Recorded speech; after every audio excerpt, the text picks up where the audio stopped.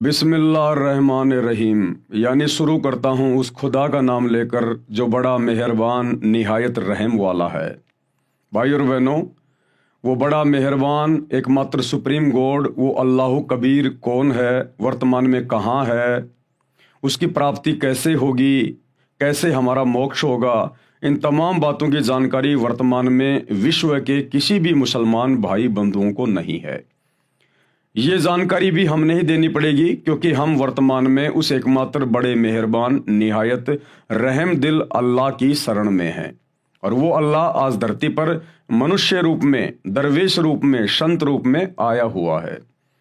तो चलिए शुरू करते हैं उसी अल्लाह के नाम से।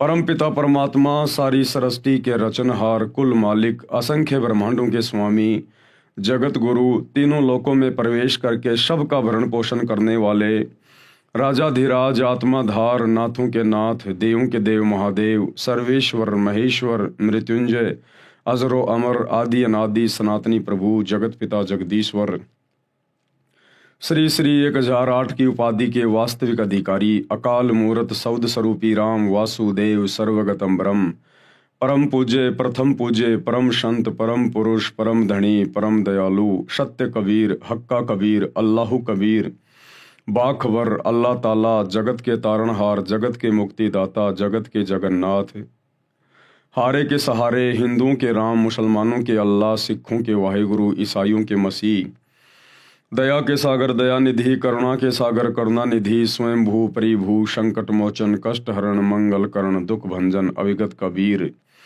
निर्विकार निर्विषम परमात्मा, अलय अलेख सतगुरु, आदि अनादि सतगुरु, असली मर्यादा पुरुषोत्तम, असली राम, असली कृष्ण, असली घनश्याम, असली मुरारी, राजाओं के राजा, महाराजाओं के महाराजा, शहनशाहों के शहनशाह, सम्राटों के सम्राट, भगवानों के भगवान, अल्लाहों के अल्लाह, प्रभुओं के प्रभु, मसीहाओं के मसीह, सच्चे वाहिगुरु, बाबाओं के बाबा, पीरों के पीर, सेठों के सेठ, जगत सेठ, सावड़सा सेठ, सर्वगुण संपन्न, अनंत कोटि कलाओं के स्वामी, अनंत कोटि ब्रह्मांडों के नायक, योगियों में महायोगी, ध्यानियों में महाध्यानी, सिद्धों में परम सिद्ध, ज्ञानियों में तत्व ज्ञानी, ब्रह्म ज्ञानी, महाज्ञानी, परम ज्ञानी, सर्वश्रेष्ठ ज्ञानी, विज्ञानी, युवा कबीर, समरथ कबीर, असमवात, अमित ओजा, सच्चे रहनुमा, करीम अल्लाह, सुभान अल्लाह, दुनिया के अंतिम पैगंबर, 8 सितंबर 1951 से गांव धनाना, जिला सोनीपत, हरियाणा, भारतवर्ष की पावन भूमि पे प्रकट रियल कल की भगवान श्री नारायण साकार हरि, श्री बाबा साहेब नूर अनंत परमात्मा, संत शिरोमणि सतगुरु रामपाल जी परमेश्वर जी के चरण कमल में लाइव वीडियो देख रहे देश विदेश से आप और हम सभी भाई बहनों का अनंत कोटि दंडवत प्रणाम। भाई और बहनों, वो बड़ा मेहरबान निहायत रहम वाला अल्लाह कौन है? वो स्वयं आज संत रूप में भारतवर्ष की पावन भूमि पे प्रकट है और उनका पवित्र नाम है परमपिता परमेश्वर सतगुरु रामपाल जी। यही वो एकमात्र अल्लाह है, खुदा है, सुप्रीम गॉड है, जिसे वर्तमान में मुसलमान समाज के भाई बहनों ने ये कहकर रिजेक्ट कर रखा है कि अल्लाह दिखाई नहीं देता, अल्लाह कभी धरती पर मनुष्य रूप में नहीं आता, अल्लाह खाता नहीं, अल्लाह पीता नहीं, अल्लाह साकार नहीं है, अल्लाह तो बेचून है, निराकार है। ये केवल मुसलमान समाज के भाई बहनों की अपनी खुद की मनमानी थोड़ी है, जबकि कुरान शरीफ, कुरान मजीद चीख चीख के प्रमाण दे रही है, पवित्र बाइबल चीख चीख के प्रमाण दे रही है, चारों वेद और गीता जी चीख चीख के प्रमाण दे रहे हैं कि वो अल्लाह कबीर, वो सुप्रीम गॉड, सर्व का उत्पत्ति करता, सबका पालन पोषण करता, वो साकार है, निराकार नहीं है, वो नर आकार है, मनुष्य के जैसा है, और उसने सभी मनुष्यों को, स्त्री और पुरुषों को अपने जैसे स्वरूप में बनाया है। परमेश्वर हमारे जैसा है, हम परमेश्वर के जैसे हैं। तो ये गलती धर्म के ठेकेदारों की है, मुसलमान धर्म के मुल्ला मौलवियों की, काजियों की, हिंदू धर्म के आचार्य और शंकराचार्यों की, धर्म गुरुओं की, जो अपने धर्म के सदग्रंथों को सही प्रकार से समझ नहीं पाए, क्योंकि उन्हें कोई तत्वदर्शी संत नहीं मिला। और तत्वदर्शी संत वो अल्लाह कबीर स्वयं ही बन के आता है। और जब वो स्वयं यहाँ आकर इन ग्रंथों को पढ़ाता है तब इस जीव की बुद्धि ऑन होती है, ये सदग्रंथों में लिखी सच्चाई को पहचान पाता है। तो कमी रही हमारे धर्म के धर्म गुरुओं की, जिनको खुद ज्ञान नहीं था, भला आम समाज को, आम जनता को वे कहाँ से ज्ञानी बना देते। लेकिन आज उस एकमात्र अल्लाह, सुप्रीम गॉड, इबादई कबीरा, उन्होंने स्वयं धरती पर आकर अपना अनमोल तत्व ज्ञान देकर बच्चे बच्चे को विद्वान बना दिया, बच्चे बच्चे को। और अब उन्होंने अपने कर कमल से पवित्र पुस्तक, ये एकमात्र आसमानी पुस्तक मुसलमान समाज के लिए, जो अल्लाह ने स्वयं धरती पर आकर अपने कर कमल से लिखी है, मुसलमान नहीं समझे ज्ञान कुरान। अब इस पुस्तक के माध्यम से आप लोगों तक जानकारी पहुंच रही है कि अल्लाह धरती पर है और साकार है, और जितना जल्दी हो सके उनकी शरण में आ जाइए, अन्यथा 2028 युग परिवर्तन का समय है, महाविनाश दरवाजे पे खड़ा है। तो भाई और बहनों, इस पवित्र पुस्तक के ऊपर 5 वीडियो बन चुके हैं, आज हमारा 6 नंबर का वीडियो है। यदि आपने अभी तक पिछले वीडियो नहीं देखे हैं तो आपको जरूर देखने चाहिए, क्योंकि उनको देखे बिना आप जी आगे की वीडियो समझ नहीं पाएंगे। तो पिछले वीडियो में गुरुदेव भगवान ने जिक्र किया कि किस प्रकार से सभी धर्मों की पवित्र पुस्तकों में मांस खाने का उस एकमात्र इबादत कबीरा, कबीर परमेश्वर की तरफ से कोई आदेश नहीं है किसी को भी। और यदि मांस खाने का आदेश यदि बाद में इन पुस्तकों में लिखा गया है, चाहे वो मुसलमानों की हो चाहे हिंदुओं की हो, तो इस शैतान के द्वारा, इस डुप्लीकेट अल्लाह के द्वारा, इस काल के द्वारा ये आदेश दिए गए हैं फरिश्तों के माध्यम से। और शैतान के द्वारा जो आदेश दिए गए हैं उन आदेशों को हमने बिल्कुल भी स्वीकार नहीं करना है। जबकि परमपिता परमेश्वर ने, जिन्होंने सारी सृष्टि की उत्पत्ति की, जो ओरिजिनल अल्लाह है, सुप्रीम गॉड है, जिनके विषय में सूरत फुरकानी 25 आयत नंबर 52 से 59 में कुरान मजीद में लिखा हुआ है कि उस परमेश्वर ने 6 दिन में आसमान और जमीन के दरमियान जो भी कुछ था उसको बनाया और 7वें दिन अपने तख्त पर बैठकर विश्राम किया।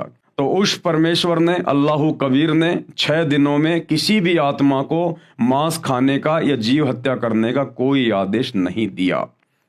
उस परमेश्वर के सतलोक में सिंहासन पर जाकर बैठने के बाद इस शैतान ने फिर आगे जो आदेश दिया है उस आदेश को हमने फॉलो नहीं करना है।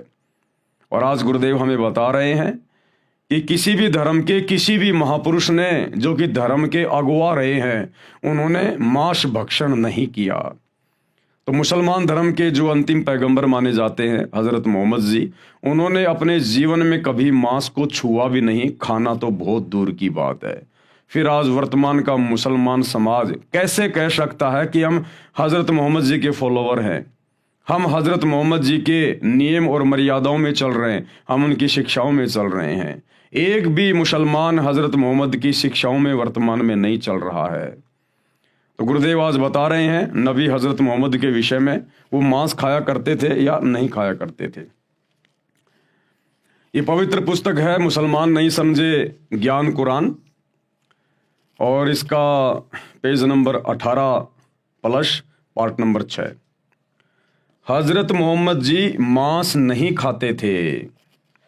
संत गरीबदास महाराज गांव छुडानी जिला झज्जर हरियाणा वाले ने अपनी अमृतवाणी में भी स्पष्ट किया है कि हजरत मोहम्मद जी तथा 1,80,000 जो आदम जी से मोहम्मद जी तक नबी हुए हैं तथा मोहम्मद जी के उस समय अनुयायी मुसलमान थे, उन्होंने मांस नहीं खाया तथा गाय को बिस्मिल यानी हत्या नहीं किया। नबी हजरत मोहम्मद जी ने अपने जीवन काल में वो 63 वर्ष तक रहे, उसके बाद बीमारी से उनकी मृत्यु हुई। उन्होंने कभी भी अपने जीवन में मांस भक्षण नहीं किया, और ना ही हजरत आदम से लेकर हजरत मोहम्मद जी तक जो 1,80,000 पैगंबर हुए, नबी हुए, उन्होंने कभी किसी को मांस खाने का आदेश नहीं दिया, ना उन आत्माओं ने कभी मांस भक्षण किया। और ना ही हजरत मोहम्मद जी के बाद जो उनके फॉलोवर हुए, ना उन्होंने कभी मांस मिट्टी को हाथ लगाया ना छुआ। ये बिजली तो मुसलमान समाज में वर्तमान में गिरी हुई है शैतान की प्रेरणा से, काल की प्रेरणा से। नबी मोहम्मद नमस्कार है राम रसूल कहाया, 1,80,000 को सौगंध जिन नहीं करद चलाया। आदरणीय गरीबदास जी क्या कह रहे हैं कि नबी मोहम्मद जी को मेरा सलाम है, मेरा नमस्कार है, जो राम के रसूल कहलाए। राम यानी ये डुप्लीकेट अल्लाह, ये शैतान 21 ब्रह्मांड का स्वामी, जो डुप्लीकेट अल्लाह बना हुआ है। मुसलमान धर्म के भाई बंधु जिसे अपना खुदा कहते हैं, अल्लाह कहते हैं, शैतान ये उसके रसूल थे, नबी थे। नबी मोहम्मद नमस्कार है, राम रसूल कहाया, और 1,80,000 को सौगंध जिन नहीं करद चलाया। 1,80,000 जितने भी नबी हुए हैं मुसलमान धर्म में, उन्होंने कभी भी छुर्रा नहीं चलाया, कभी किसी जीव की हत्या नहीं की उन्होंने। अरश कुरश में अलह तकत है, अरश कुरश यानी आसमान के अंतिम छोर, शतलोक में अल्लाह यानी उस परमेश्वर कबीर जी का सिंहासन है, तकत है। और खालिक बिन नहीं खाली, ये पूरी सृष्टि उस परमेश्वर की मौजूदगी के बिना खाली नहीं है। वे पैगंबर पाक पुरुष थे, वे जितने भी नबी हुए, पैगंबर हुए, वो तो बिल्कुल पवित्र आत्माएं थी, साहिब के अब्दाली, वो परमात्मा के रसूल थे। भावार्थ, संत गरीबदास जी ने बताया है कि नबी मोहम्मद को मैं प्रणाम करता हूं, वे तो परमात्मा के रसूल यानी संदेश वाहक थे। उनके 1,80,000 मुसलमान अनुयायी मोहम्मद जी के समय में हुए हैं। 1,80,000 नबी भी बाबा आदम से हजरत मोहम्मद जी तक हुए हैं। मैं गरीबदास जी कसम खाता हूं कि उन्होंने 1,80,000 नबियों तथा अनुयायियों ने तथा हजरत मोहम्मद जी ने ज्ञान होने के बाद कभी किसी जीव पर करद यानी छुर्रा नहीं चलाया, अर्थात कभी भी जीव हिंसा नहीं की और मांस नहीं खाया। परमात्मा आसमान के अंतिम छोर यानी सभी ब्रह्मांडों के ऊपर के स्थान पर विराजमान है, शतलोक में, परंतु उसकी नजरों से कोई भी जीव छिपा हुआ नहीं है। वह सर्व जीवों को देखता है। वे पैगंबर हजरत मोहम्मद तथा अन्य पवित्र आत्माएं थे, वे परमात्मा के कृपया पात्र थे। हजरत मोहम्मद जी मुसलमान भाइयों को शिक्षा लेने की आवश्यकता है। आज जिस कदर मुसलमान धर्म में हरी सब्जियों की तरह मांस खाया जाता है, शैतान की प्रेरणा से, काल की प्रेरणा से जम के अपने कर्म फोड़े जा रहे हैं। हजरत मोहम्मद जी को आप अपना नबी मानते हैं, रसूल मानते हैं, आपने उनसे शिक्षा लेनी चाहिए। जब हजरत मोहम्मद जी को नबूवत मिली, जब वे पैगंबर मिले, अल्लाह के संदेश वाहक कहलाए, उसके बाद उन्होंने कभी जिंदगी में मांस नहीं खाया, छुआ भी नहीं उन्होंने कभी। उनको पता था कि मांस खाने वाला सीधा नरक में जाता है, अल्लाह का दोषी बनता है। लेकिन भाई और बहनों, सत भक्ति हजरत मोहम्मद जी को प्राप्त नहीं हो पाई। उनको परमात्मा कबीर जी, अल्लाह कबीर जरूर मिले थे जिंदा बाबा के रूप में, लेकिन हजरत मोहम्मद जी ने उनकी भक्ति को सही प्रकार से नहीं निभाया। और ये शैतान, ये डुप्लीकेट अल्लाह, उसने नबी मोहम्मद के ऊपर जो कुरान शरीफ की आयतें नाजिल की या करवाई फरिश्तों के माध्यम से, केवल उसी की साधना में, डुप्लीकेट साधना में लगा रहा, डुप्लीकेट अल्लाह की डुप्लीकेट साधना में लगा रहा, जिस कारण से वो आत्मा जन्नत में नहीं जा पाई, वो आत्मा मोक्ष प्राप्त नहीं कर पाई। और उस डुप्लीकेट अल्लाह की भक्ति करते करते अंत में हजरत मोहम्मद जी की बड़ी दुर्गति से मौत हुई, बड़ी दुर्गति से। अब ये विचार करने की बात है मुसलमान समाज के भाई बंधुओं के लिए, मुल्ला मौलवियों के लिए, कि हजरत मोहम्मद जी ने क्या किया।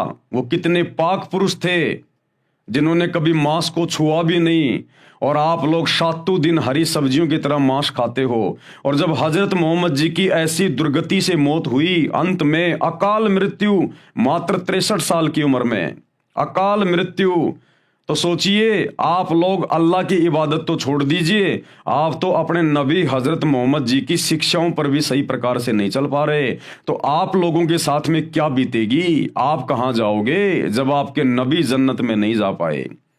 एक छोटी सी झलक आप लोगों को दिखा देते हैं आप ही की धर्म की पुस्तक से, कि अंत समय में हजरत मोहम्मद जी के साथ में क्या हुआ था, ताकि आप लोगों को विश्वास हो जाए और आप भी हो सकता है ये कुकर्म करने से बचें। तो भाई और बहनों, ये पुस्तक है हजरत मोहम्मद सल्लल्लाहु अलैहि वसल्लम, मोहम्मद इनायतुल्लाह शुबानी, अनुवाद नसीम गाजी फलाही। ये ना मैंने लिखी है ना मेरे गुरुदेव भगवान ने लिखी है, ये आप मुसलमान धर्म के भाई बहनों के द्वारा लिखी गई है। ये इनके टेलीफोन नंबर हैं। Madina Islamic book depot centre 273 Ramganj Bazaar Jaipur, ये उनके मोबाइल नंबर हैं। मालिक अब्दुल मुजीब है, ये वहाँ से लाई गई है। मरकजी मकतबा इस्लामी पब्लिशर्स नई दिल्ली, ये पिन कोड नंबर है। कहाँ से छपी है, ये कॉपीराइट वगैरह सब कुछ देख सकते हैं। ये आपको इसलिए दिखाया जा रहा है ताकि आप लोगों को विश्वास हो कि वास्तव में हमारे धर्म की पुस्तकों में क्या लिखा है और हम लोग क्या साधना कर रहे हैं। तो ये हजरत मोहम्मद जी की जीवनी है और पेज नंबर 326 से आप इसको पढ़ सकते हैं। पेज नंबर 326 से। तकलीफ बहुत बढ़ गई, यानी अंत समय में हजरत मोहम्मद जी को इतनी ज्यादा तकलीफ हो गई, उनसे खड़ा भी नहीं हुआ जाता था। मात्र 63 साल की उम्र में, मात्र 63 साल की उम्र में उनकी अकाल मृत्यु हुई। अब सोचो भाई और बहनों, आप लोगों के साथ में क्या बीतेगी। अंत में ऐसी दुर्गति आपके नबी की हुई, उस डुप्लीकेट अल्लाह, उस शैतान की इबादत करने से, शैतान की इबादत करने के कारण, शत भक्ति को ठुकराने के कारण, जो ओरिजिनल अल्लाह उनको मिले थे कबीर परमात्मा जिंदा बाबा के रूप में काबा में, जब हजरत मोहम्मद जी हज करने गए थे उनको वहां ओरिजिनल अल्लाह मिला था, जिंदा बाबा। जो तुम मुसलमान समाज के भाई कहते हो अल्लाह दिखाई नहीं देता, अल्लाह बोलता नहीं, अल्लाह चलता नहीं, वो अल्लाह उन्हें मिला था और अपने लोक में लेके गया था, सचखंड में लेके गया था। लेकिन हजरत मोहम्मद जी ने अस्वीकार कर दिया, क्योंकि यहां उनके बहुत ज्यादा फॉलोवर हो गए थे, उनके अंदर मान बढ़ाई छा गई थी, अहंकार आ गया था। तो परमेश्वर ने उनको वापस छोड़ दिया और उनको एक कलमा दे दिया, अल्लाहु कबीर, अल्लाहु कबीर, कि ऐ हजरत मोहम्मद, अगर कभी कोई आपत्ति आए तो तू ये कलमा पढ़ना, मैं तेरी मदद के लिए आऊंगा। उसके बाद पूरी जिंदगी हजरत मोहम्मद जी ने वही शैतान वाली इबादत की, वही शैतान वाली। और उस इबादत को करने के चलते अंत में हजरत मोहम्मद जी के साथ में क्या हुआ, कैसी दुर्गति से उनकी मौत हुई, ये वर्तमान के मुसलमानों के लिए जो हरी सब्जी की तरह मांस खाते हैं, मंदिरों में जाते हैं, मज़ारों पे सिजदा करते हैं, बहुदेववादी हो गए हैं, ये उनके लिए शिक्षा है कि तुम्हारे नबी के साथ में ऐसा हुआ और तुम तो वो भक्ति भी नहीं कर रहे जो तुम्हारे नबी ने की थी, तो आप लोगों के साथ में क्या बीतेगा। तकलीफ बहुत बढ़ गई, बुखार इतना तेज हुआ कि पूरा शरीर जलने लगा। चहेती बेटी फातिमा रोज बाप की खिदमत में यानी सेवा में हाजिर होती। आप उन्हें देखकर शने से खड़े हो जाते, उन्हें चूमते और अपने पास बिठा लेते।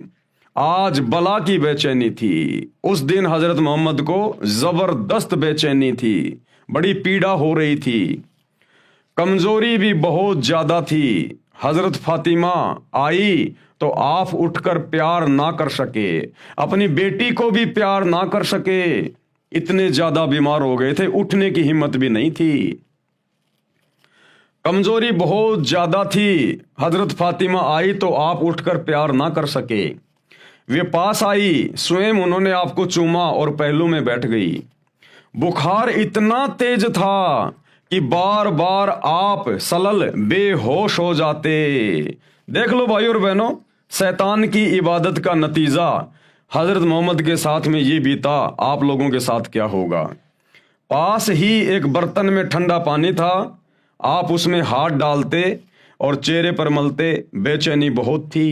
ठीक उसी वक्त आपके होठ हिले और कानों में ये शब्द सुने, यहूदियों और ईसाइयों पर अल्लाह की लानत हो कि वे अपने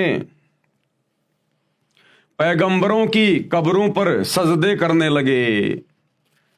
सोमवार की रात हुई तो बुखार कम हो गया, ऐसा लग रहा था मानो बुखार जाता रहा।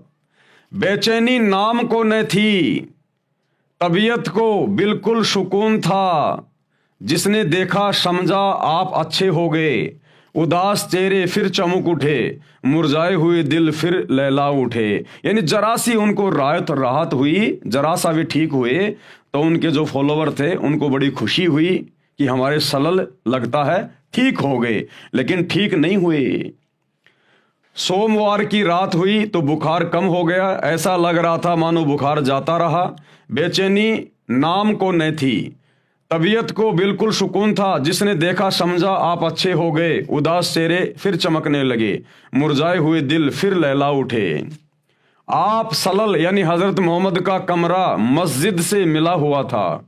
सुबह हुई तो आपने पर्दा उठाकर देखा कि सच्चे साथी फजर की नमाज में व्यस्त थे। देखकर आप मुस्कुरा दिए कि अल्लाह की जमीन पर आखिर वह गिरोह पैदा हो गया जो आपकी शिक्षाओं का नमूना बनकर अल्लाह की याद में लगा हुआ है।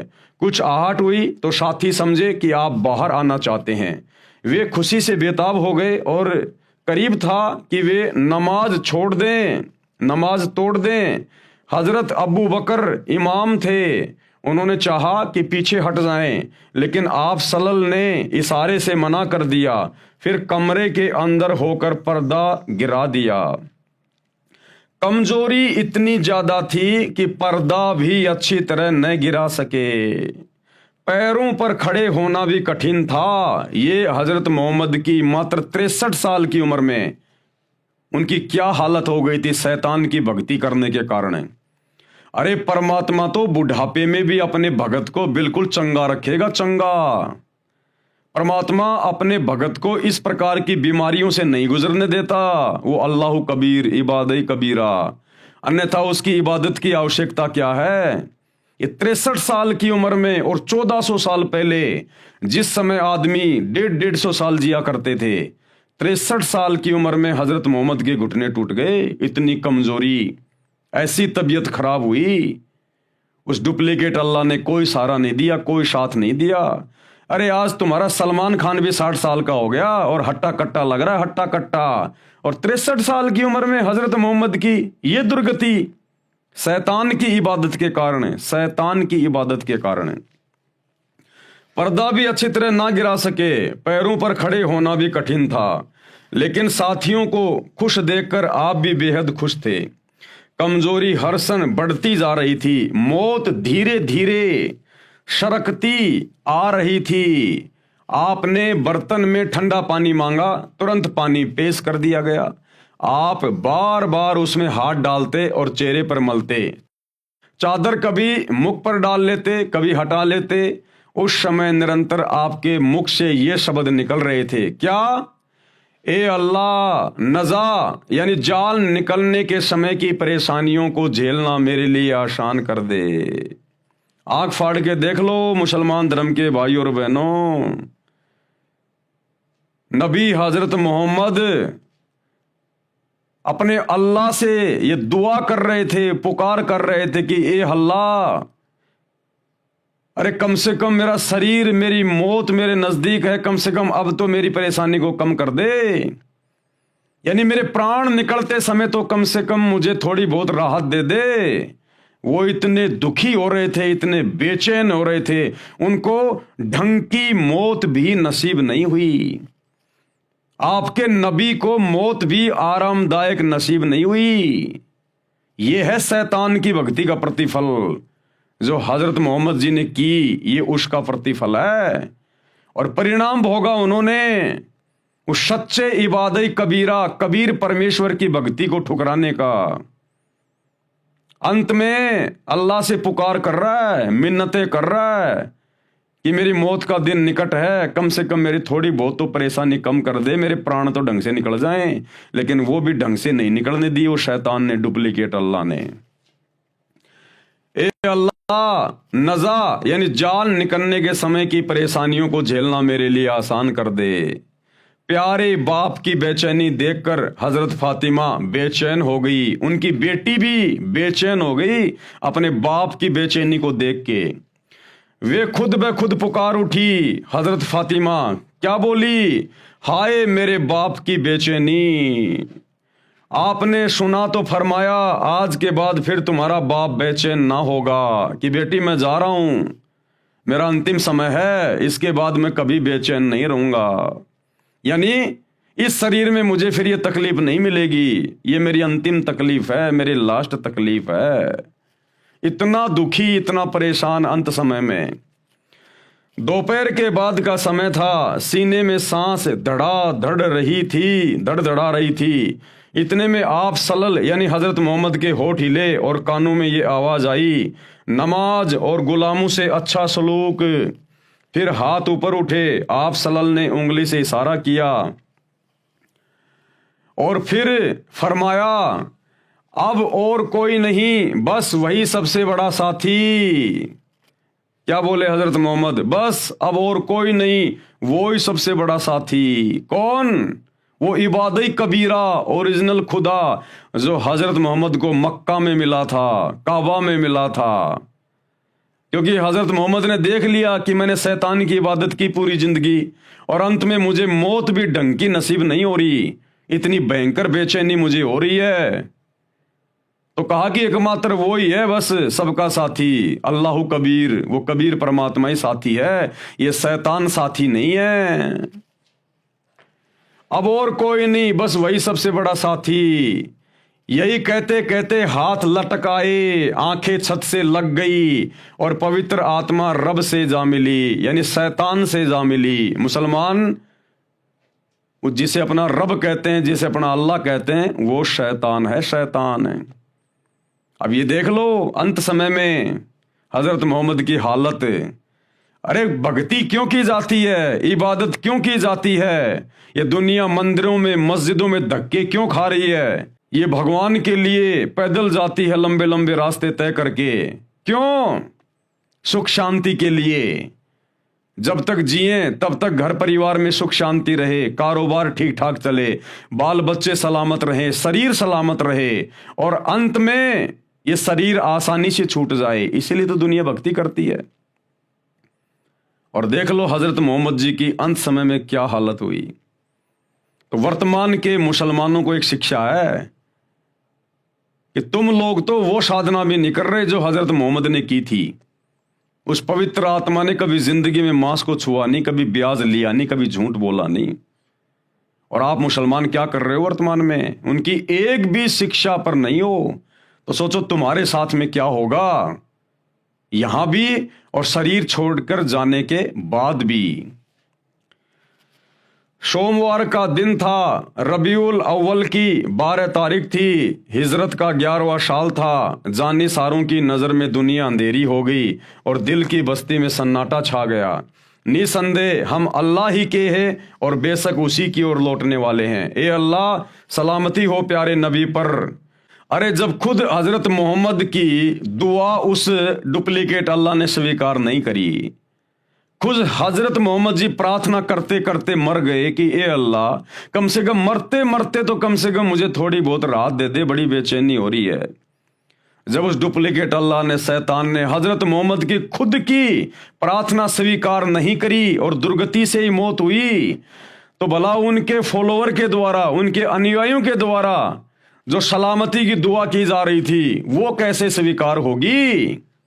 हे अल्लाह, सलामती हो प्यारे नबी पर। नबी बेचारा तड़प तड़प के मरा, नबी की तो उसने सुनी नहीं, तुम्हारी कहां से सुन लेगा? उनकी संतान पर और उनके सब साथियों पर। इंतकाल के समय आप सल्लल्लाहु की उम्र 63 साल थी, मात्र 63 साल। अकाल मृत्यु हुई, अकाल मृत्यु। जबकि भक्ति करने वालों की, सच्चे खुदा की सच्ची इबादत करने वालों की, आजीवन मर्यादा में रहने वालों की कभी भी अकाल मृत्यु नहीं होती है। अंत समय में भगत की मौत ऐसे होती है जैसे पका हुआ आम का फल जरा सी हवा लगते पेड़ से नीचे गिर जाता है। तो अंत समय में भगतों की ऐसे मृत्यु होती है। दुनिया वालों की तरह हॉस्पिटल में तड़प तड़प के, एक्सीडेंट में इस प्रकार से मृत्यु नहीं होती, अन्यथा भक्ति की क्या आवश्यकता। लेकिन ये दुनिया जानती तो नहीं कि भक्ति क्या है, भगवान क्या है। अगर जानना है तो सतगुरु रामपाल जी के यूट्यूब पर सत्संग सुनना शुरू कर दो, जल्द से जल्द उनकी शरण में आ जाओ, वरना 2028 युग परिवर्तन का समय है।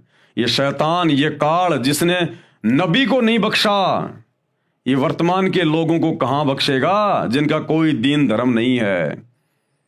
अभी 2-3 दिन पहले थाईलैंड में, म्यांमार में भूकंप आया 7.7 रिएक्टर का, सैकड़ों बिल्डिंगें धराशायी हो गई, हजारों लोग अकाल मौत मर गए। आने वाले समय में 15-15 स्केल रिएक्टर के भूकंप आएंगे, 15-15। तब कहां जाओगे, किसको पुकारोगे?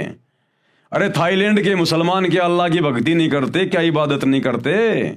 ये शैतान किसी को नहीं बख्शता। जब नबियों को नहीं बख्शा तो औरों की क्या औकात है। इसलिए भाई और बहनों, ये आपकी आंखों के सामने है, ये प्रमाण आपको दिखा दिया गया है।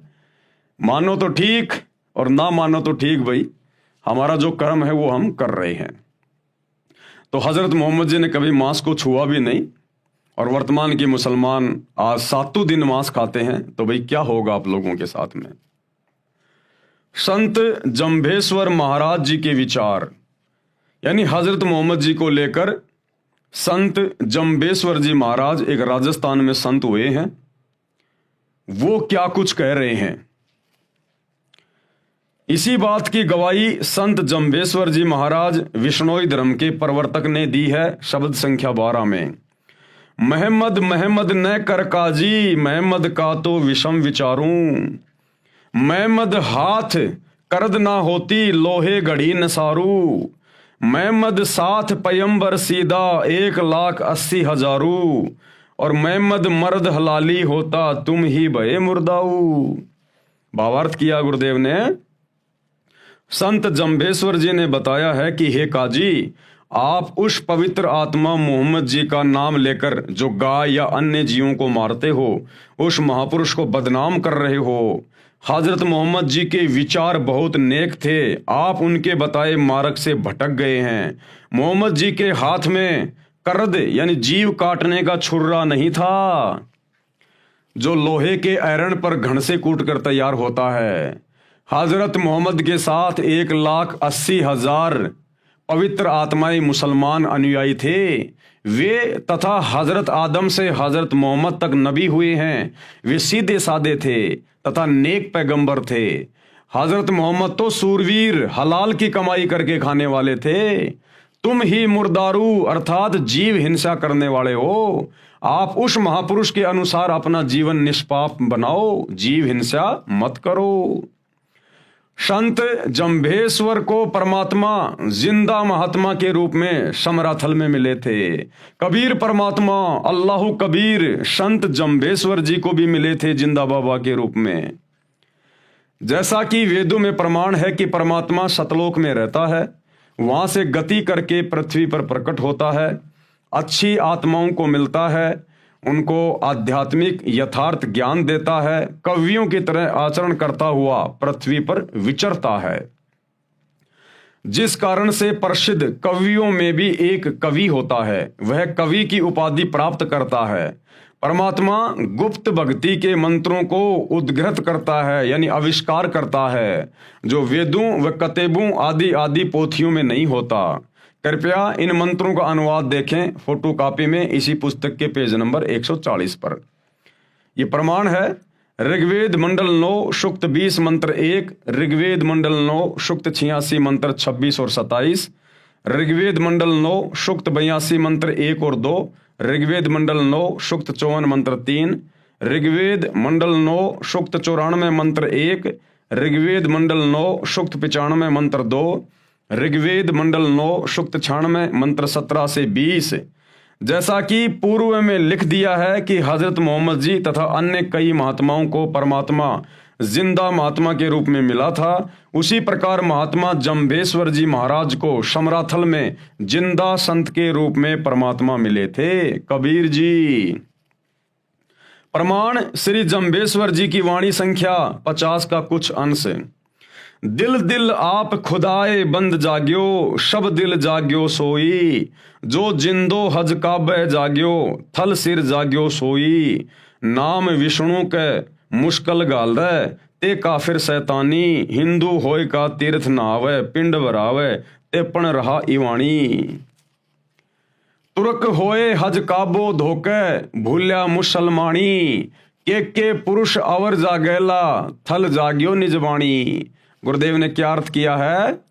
श्री जम्भेश्वर महाराज जी ने बताया है कि जो परमात्मा जिंदा महात्मा के रूप में हजरत मोहम्मद जी को काबा यानी मक्का में उस समय मिला था, जिस समय मोहम्मद जी हज के लिए मक्का में बनी मस्जिद काबा में गए थे और उनको जगाया था कि मंदिर मस्जिद आदि तीर्थ स्थानों पर चक्कर लगाने से परमात्मा नहीं मिलता।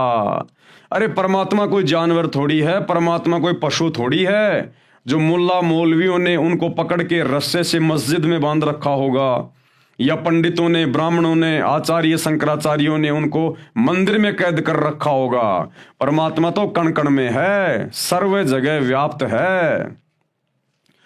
परमात्मा प्राप्ति के लिए मंत्र जाप की आवश्यकता है, और वे मंत्र वर्तमान में पूरे विश्व में जो सूर अशूरा 42 आयत नंबर 1 और 2 में ऐन सीन काफ ये जो 3 मंत्र लिखे हुए हैं, और गीता अध्याय 17 श्लोक 23 में ओम तत् सत ये 3 मंत्र लिखे हुए हैं। इन तीनों मंत्रों के वास्तविक मंत्र क्या हैं? ये तो केवल कोड वर्ड में है, ऐन सीन काफ ओम तत् सत, लेकिन इनके पीछे वास्तविक मंत्र क्या हैं? वो मंत्र मुक्ति के मंत्र, मोक्ष के मंत्र वर्तमान में पूरे विश्व में केवल इस एकमात्र सुप्रीम गॉड अल्लाह कबीर सतगुरु रामपाल जी के पास में उपलब्ध है।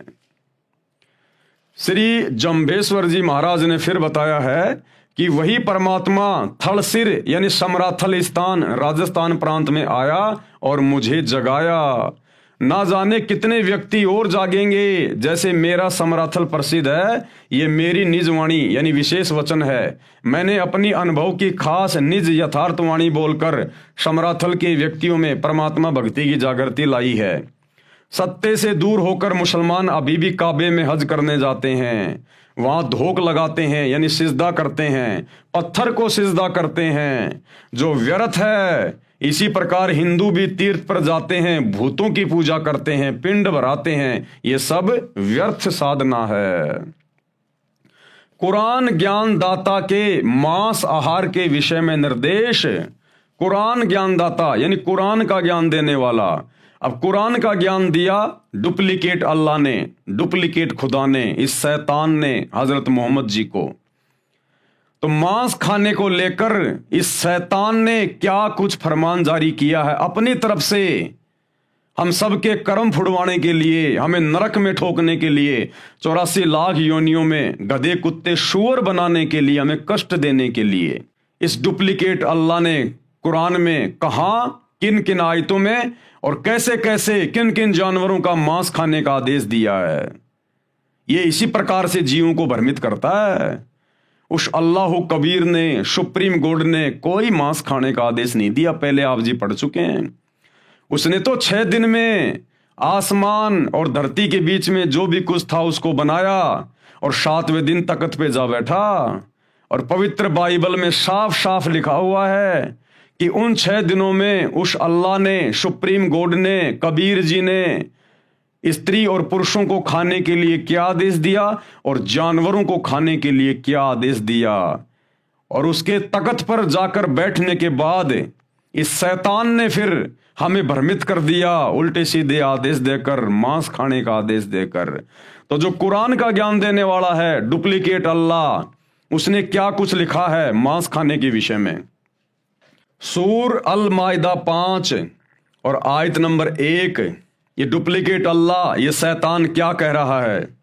ऐ लोगो जो ईमान लाए हो यानी मुसलमान बने हो, प्रतिबंधों का पूर्ण रूप से पालन करो यानी मेरी बनाई मर्यादा का पालन करो।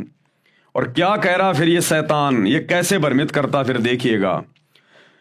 तुम्हारे खाने के लिए चौपाइयों की जाति के सब जानवर हलाल यानी वैध किए हैं। क्या कह रहा है ये शैतान कि तुम्हारे खाने के लिए मैंने चौपाइयों की जाति के सब जानवर, चौपाइयों यानी जिनके 4 पैर होते हैं जानवर, मैंने तुम्हारे खाने के लिए वैध कर दिए हैं, जायज कर दिए हैं। तुम 4 पैर वाले जानवरों को काट के खा सकते हो, उनका मांस खा सकते हो। यह शैतान का आदेश है, शैतान का आदेश है। तुम्हारे खाने के लिए चौपाइयों की जाति के सब जानवर हलाल यानी वैध किए हैं, सिवाय उनके जो तुमको आगे चलकर बताएंगे लेकिन हराम की हालत में शिकार को अपने लिए हलाल न करो। बेशक अल्लाह जो चाहता है हुक्म देता है। जो 4 पांव वाले जानवर खाने के लिए जायज बताए हैं वे हैं ऊंट, गाय, भेड़, बकरी आदि। ये शैतान का फरमान है। सूर माइदा 5 आयत नंबर 3, तुम पर हराम किया गया, यानी जो खाना पाप है, वे जानवर बताए हैं। मुर्दार, खून, सूअर का मांस, वे जानवर जो अल्लाह के सिवा किसी और के लिए ज़बह यानी मारा गया हो, उसको भोग लगा हो, किया गया हो। वह जो गला घुटकर या चोट खाकर या ऊंचाई से गिरकर या टक्कर खाकर मरा हो या किसी हिंसक जानवर ने फाड़ा हो, सिवाय उसके जिसे तुमने जीवित पाकर ज़बह न किया हो।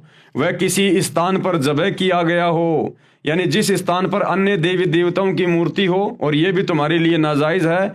और पासों यानी टोस डाल करके उनके द्वारा अपना भाग्य मालूम करो। ये सारे उपरोक्त काम आदेश उल्लंघन के हैं। ये सारे के सारे आदेश शैतान के हैं, शैतान के। 6 दिन में सृष्टि रचकर वो इबादई कबीरा सुप्रीम कोर्ट तो तख्त पे जाके बैठ गया सिंहासन पर सतलोक में। उसके बाद ये आदेश शैतान के हैं, मांस खाने के, परमात्मा के आदेश नहीं हैं। सूरा अल मोमिन 40 आयत नंबर 79, अल्लाह ही ने तुम्हारे लिए चौपाए बनाए हैं ताकि इनमें से किसी पर तुम सवार हो और किसी का गोश्त यानी मांस खाओ। ये शैतान का आदेश है। अल्लाह ने तो ये कहा था कि इस पृथ्वी पर जितने भी जीव जंतु हैं, हे इंसान, तुम उनके ऊपर अपना अधिकार रखना। अधिकार रखने का मतलब कि हे इंसान, जो मैंने तुझे बनाया है नर और नारी करके, तेरे को मैंने विशेष बुद्धि बख्शी है। ये बुद्धि, ये दिमाग अन्य जीव जंतुओं को नहीं है जितनी तुझे है। इसलिए तू अपनी मेहनत करके, अपना पुरुषार्थ करके अपनी रोजी रोटी का बंदोबस्त करना। और तेरे खाने के लिए मैंने जितने भी छोटे छोटे बीज वाले पेड़ हैं और बड़े बड़े जो फल हैं मैंने वो दिए हैं। और तू इन जानवरों पे अधिकार रखना। अधिकार रखने का मतलब है जैसे हम अपने घरों पर गाय रखते हैं, भैंस रखते हैं, तो हमने उनके ऊपर अपना अधिकार किया।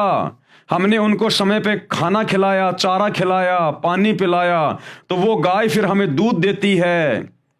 दूध से तरह तरह की मिठाइयाँ बनती है, पौष्टिक भोजन बनता है। उस गाय भैंस का गोबर हमारे खेतों में खाद के रूप में काम आता है। वो गाय भैंस हमारे को वो बच्चा देती है, फिर वो खेतों में हल जोतने के काम में आता है। और मरने के बाद उसकी चमड़ी काम आती है पैर के जूते बनाने के लिए। परमेश्वर ने ये नहीं कहा कि तुम जानवरों को खाना, काटना, ये नहीं कहा, केवल अधिकार के लिए कहा है।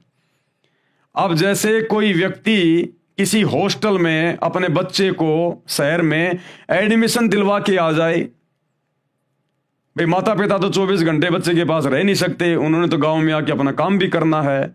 और बच्चे को कॉलेज में एडमिशन दिलवा दिया और रहने के लिए हॉस्टल में छोड़ के आ गए। और हॉस्टल का जो वार्डन होता है उसको कह दिया कि हमारा बच्चा आपके हवाले कर रहे हैं, आप हमारे बच्चे पे अधिकार रखना। अब उस अधिकार का मतलब क्या है कि मेरा बच्चा ढंग से पढ़े, बढ़िया इसके खाने पीने का ध्यान रखना, हम आपको समय पे पैसा देते रहेंगे, आपकी फीस भरते रहेंगे। अधिकार का मतलब ये नहीं कि वो वार्डन अब उस बच्चे को मारे, पीटे, उसके साथ में बुरा सलूक करे, उसकी उंगलियां काट काट के खाए। माता पिता ने कहा था कि मेरे बच्चे पर अब आपका अधिकार है, यानी हम तो अपने गांव वापस जा रहे हैं, अब आप इन बच्चों को संभालना, इनकी टेक केयर करना। अधिकार का मतलब ये होता है। तो अल्लाह ने 6 दिन में सृष्टि रची और 7वें दिन तख्त पे जा बैठा और हम इंसानों को आदेश दे दिया कि बाकी जीवों पे अब तुम अधिकार रखना, यानी तुम इनको प्यार प्रेम से रखना, बढ़िया चारा खिलाना, पानी पिलाना, इनकी सेहत का ध्यान रखना। और ये बदले में तुम्हें दूध देंगे, तुम्हें खाद देंगे, तुम्हें ऊन प्राप्त होगी, इनसे भेड़ बकरियों से तुम्हें ऊन प्राप्त होगी। ये था परमात्मा के कहने का मतलब। अल्लाह ही ने तुम्हारे लिए चौपाए बनाए हैं ताकि इनमें से किसी पर तुम सवार हो और किसी का गोश्त यानी मांस खाओ। लेकिन ये डुप्लीकेट अल्लाह, उस शैतान ने जीव को भ्रमित करने के लिए, उसके कर्म फुड़वाने के लिए ये उल्टे आदेश कुरान में दिए हैं। अब देखिए उस वास्तविक अल्लाह का क्या आदेश है। सर्जनकर्ता का मानव के खाने के लिए निर्देश व आदेश है। सर्जनकर्ता यानी जिसने पूरी कायनात बनाई, जिसने पूरी सृष्टि को रचा, 6 दिन में आसमान और जमीन के दरमियान जो भी कुछ था उसको बनाया, वो सर्जनकर्ता अल्लाहु कबीर इबादही कबीरा, सुप्रीम गॉड। उन्होंने क्या आदेश दिया? बाइबल ग्रंथ में उत्पत्ति विषय में अध्याय 1 व 2 में, उत्पत्ति अध्याय 1:26, फिर परमेश्वर ने कहा कि हम मनुष्यों को अपने स्वरूप के अनुसार अपनी समानता में बनाएं, यानी इंसान को मैं अपने जैसा ही बना रहा हूं, और वे समुद्र की मछलियों और आकाश के पक्षियों और घरेलू पशुओं और सारी पृथ्वी पर सब रेंगने वाले जंतुओं पर जो पृथ्वी पर रेंगते हैं अधिकार रखें। खाने का आदेश नहीं दिया, अधिकार का आदेश दिया है। जैसे हमारे घर में ऊंट है तो ऊंट पर हमारा अधिकार है, हम ऊंट को खरीद के लेके आते हैं, अब उस पर हमारा अधिकार हो गया। हम उसको खेत में काम में लेंगे, हल जोतेंगे, उससे हमारी फसल पैदा होगी, उस फसल से हमारे परिवार का पालन पोषण होगा। इस प्रकार अधिकार रखने के लिए कहा था अल्लाह कबीर ने, परमेश्वर ने। और देखिए आपको एक छोटा सा बाइबल से भी आप भाई बहनों को दिखा देते हैं ताकि किसी भी प्रकार की शंका ना हो किसी को। ये बाइबल है, ये बाइबल भी उसी शैतान के द्वारा हजरत ईसा के ऊपर नाजिर हुई थी। ये बाइबल है, आप जी देख सकते हैं, आपकी आंखों के सामने है। ये पवित्र बाइबल अर्थात पुराना और नया धर्म नियम, ये कहाँ से छपी हुई है देख लीजिएगा। यही बाइबल आपको हर पास्टर के हाथ में मिलेगी, आपको हर एक चर्च में मिलेगी, हर एक मसीह के पास में मिलेगी।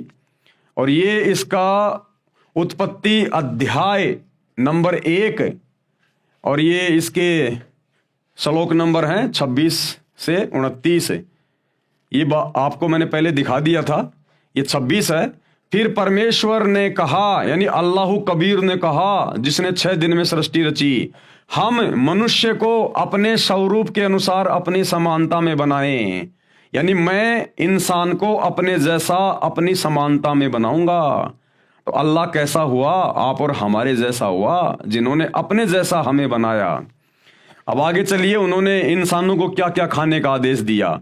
ये वचन नंबर 29, फिर परमेश्वर ने उनसे कहा, सुनो, जितने बीज वाले छोटे छोटे पेड़ सारी पृथ्वी के ऊपर हैं, जितने बीज वाले छोटे छोटे पेड़, इंसानों को कहा परमेश्वर ने, जब नर और नारी करके उनको उत्पन्न किया, फिर उनको खाने के लिए क्या आदेश दिया कि सुनो, पृथ्वी पर बीज वाले जितने भी छोटे छोटे पेड़ पौधे हैं, यानी जौ, ज्वार, मक्का, बाजरा, गेहूं, ये अन्न बीज वाले छोटे छोटे पेड़ हैं।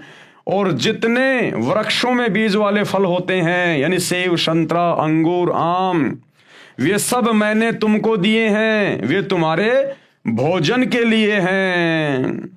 ये खाने का आदेश दिया था उस कबीर अल्लाह ने, ना कि मांस खाने का आदेश दिया था। और जानवरों के लिए भी परमात्मा ने आदेश दिया। और जितने पृथ्वी के पशु और आकाश के पक्षी और पृथ्वी पर रेंगने वाले जंतु हैं, जिनमें जीवन का प्राण है, यानी जिनमें आत्मा है, उन सब के खाने के लिए सब हरे हरे छोटे पेड़ दिए हैं। इन जानवरों के लिए, जीव जंतुओं के लिए, इनको खाने के लिए छोटे छोटे पेड़ पौधे दिए हैं, हरे भरे। ये आदेश है अल्लाह कबीर का। उन्होंने तो जानवरों को भी मांस खाने का आदेश नहीं दिया, लेकिन शैतान की प्रेरणा से, शैतान के प्रभाव से आज इंसान भी जानवर से बदतर हो गया, जानवर से बदतर। इसलिए भाइयों और बहनों, ये आपत्तियां आने वाले समय में 2028 जो युग परिवर्तन का दौर है, ये ऐसे इंसानों को झेलनी पड़ेंगी जो उस परमेश्वर के वचन को तोड़कर और शैतान के वचन को ज्यादा महत्व दे रहे हैं। अधिकार रखने से तात्पर्य है कि मानव अन्य प्राणियों से बुद्धिमान बनाया है, जो सब प्राणियों को काबू कर सके। इनको खाने का निर्देश नहीं है। जैसे सर्कस में शेर भी होते हैं, हाथी भी होते हैं, चीता भी होता है, भालू भी होते हैं। तो सर्कस वाला क्या करता है, उसने उन सब के ऊपर अपना अधिकार कर लिया। और अब उनसे खेल दिखा दिखा के वो 2 पैसे कमा रहा है। तो अधिकार का मतलब ये होता है कि तुम उनकी टेक केयर करो और वो तुम्हें फायदा पहुंचाएं, नफा पहुंचाएं। और खाने के लिए परमात्मा ने सबको ये छोटे छोटे बीज वाले पेड़, फल, ये आदेश दिया परमात्मा ने, किसी जीव की हत्या करने का नहीं दिया। उत्पत्ति 1 श्लोक 27, तब परमेश्वर ने मनुष्यों को अपने स्वरूप के अनुसार उत्पन्न किया, नर नारी करके उसने मनुष्य की सृष्टि की। परमेश्वर ने मनुष्यों को आशीष दी और उनसे कहा, फूलो फलो और पृथ्वी के ऊपर भर जाओ।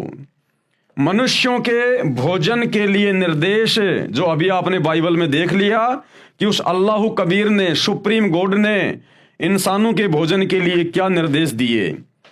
उत्पत्ति अध्याय 1 श्लोक 29, फिर परमेश्वर ने उनसे यानी मनुष्यों से कहा, सुनो, जितने बीज वाले छोटे छोटे पेड़ सारी पृथ्वी के ऊपर हैं, यानी बाजरा, ज्वार, गेहूं, चावल, चना, मक्का, काजू, बादाम, पिस्ता आदि आदि, और जितने वृक्षों में बीज वाले फल होते हैं, आम, अमरूद, जामुन, केले, अंगूर, वे सब मैंने तुमको दिए हैं, वे तुम्हारे भोजन के लिए हैं। अभी आपने बाइबल में देख लिया।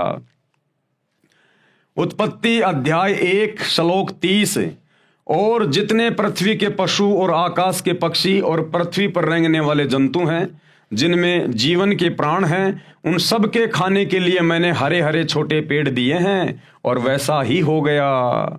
उत्पत्ति अध्याय 1 श्लोक 31, बाइबल में क्या लिखा है, तब परमेश्वर ने जो कुछ बनाया था देखा तो क्या देखा कि वो बहुत अच्छा है। तब सांझ हुई, फिर भोर हुआ, इस प्रकार 6वां दिन हो गया।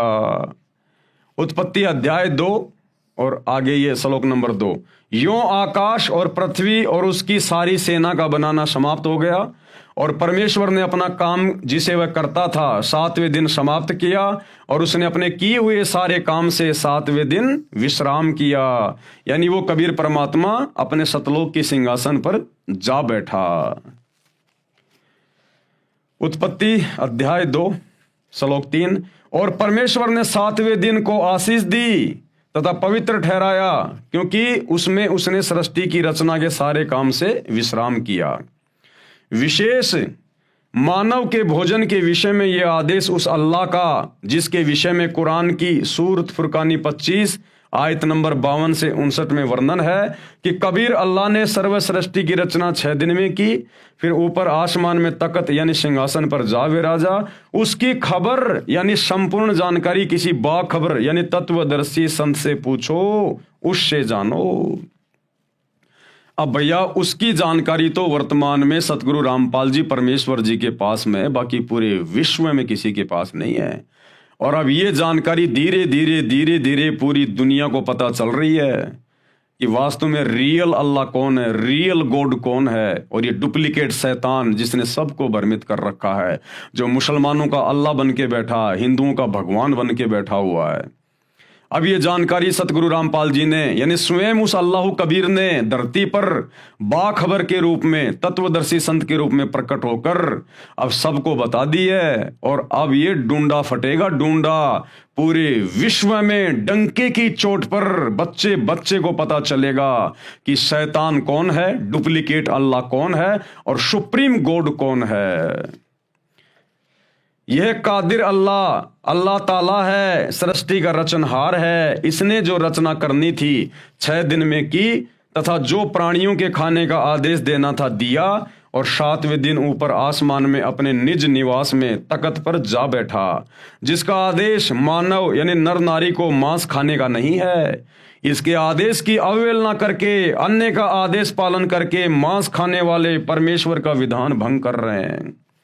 हिंदू हो, मुसलमान हो, सिख हो, ईसाई हो, जो भी लोग मांस खाते हैं, उल्टे कार्य करते हैं, 2 नंबर के काम करते हैं, ये सब के सब शैतान के प्रभाव से कर रहे हैं, डुप्लीकेट अल्लाह के प्रभाव से कर रहे हैं। उस सुप्रीम गॉड अल्लाह कबीर के आदेश की अवहेलना कर रहे हैं, जिस कारण से भयंकर मुसीबतों का सामना करना पड़ेगा, जो दंडित किए जाएंगे।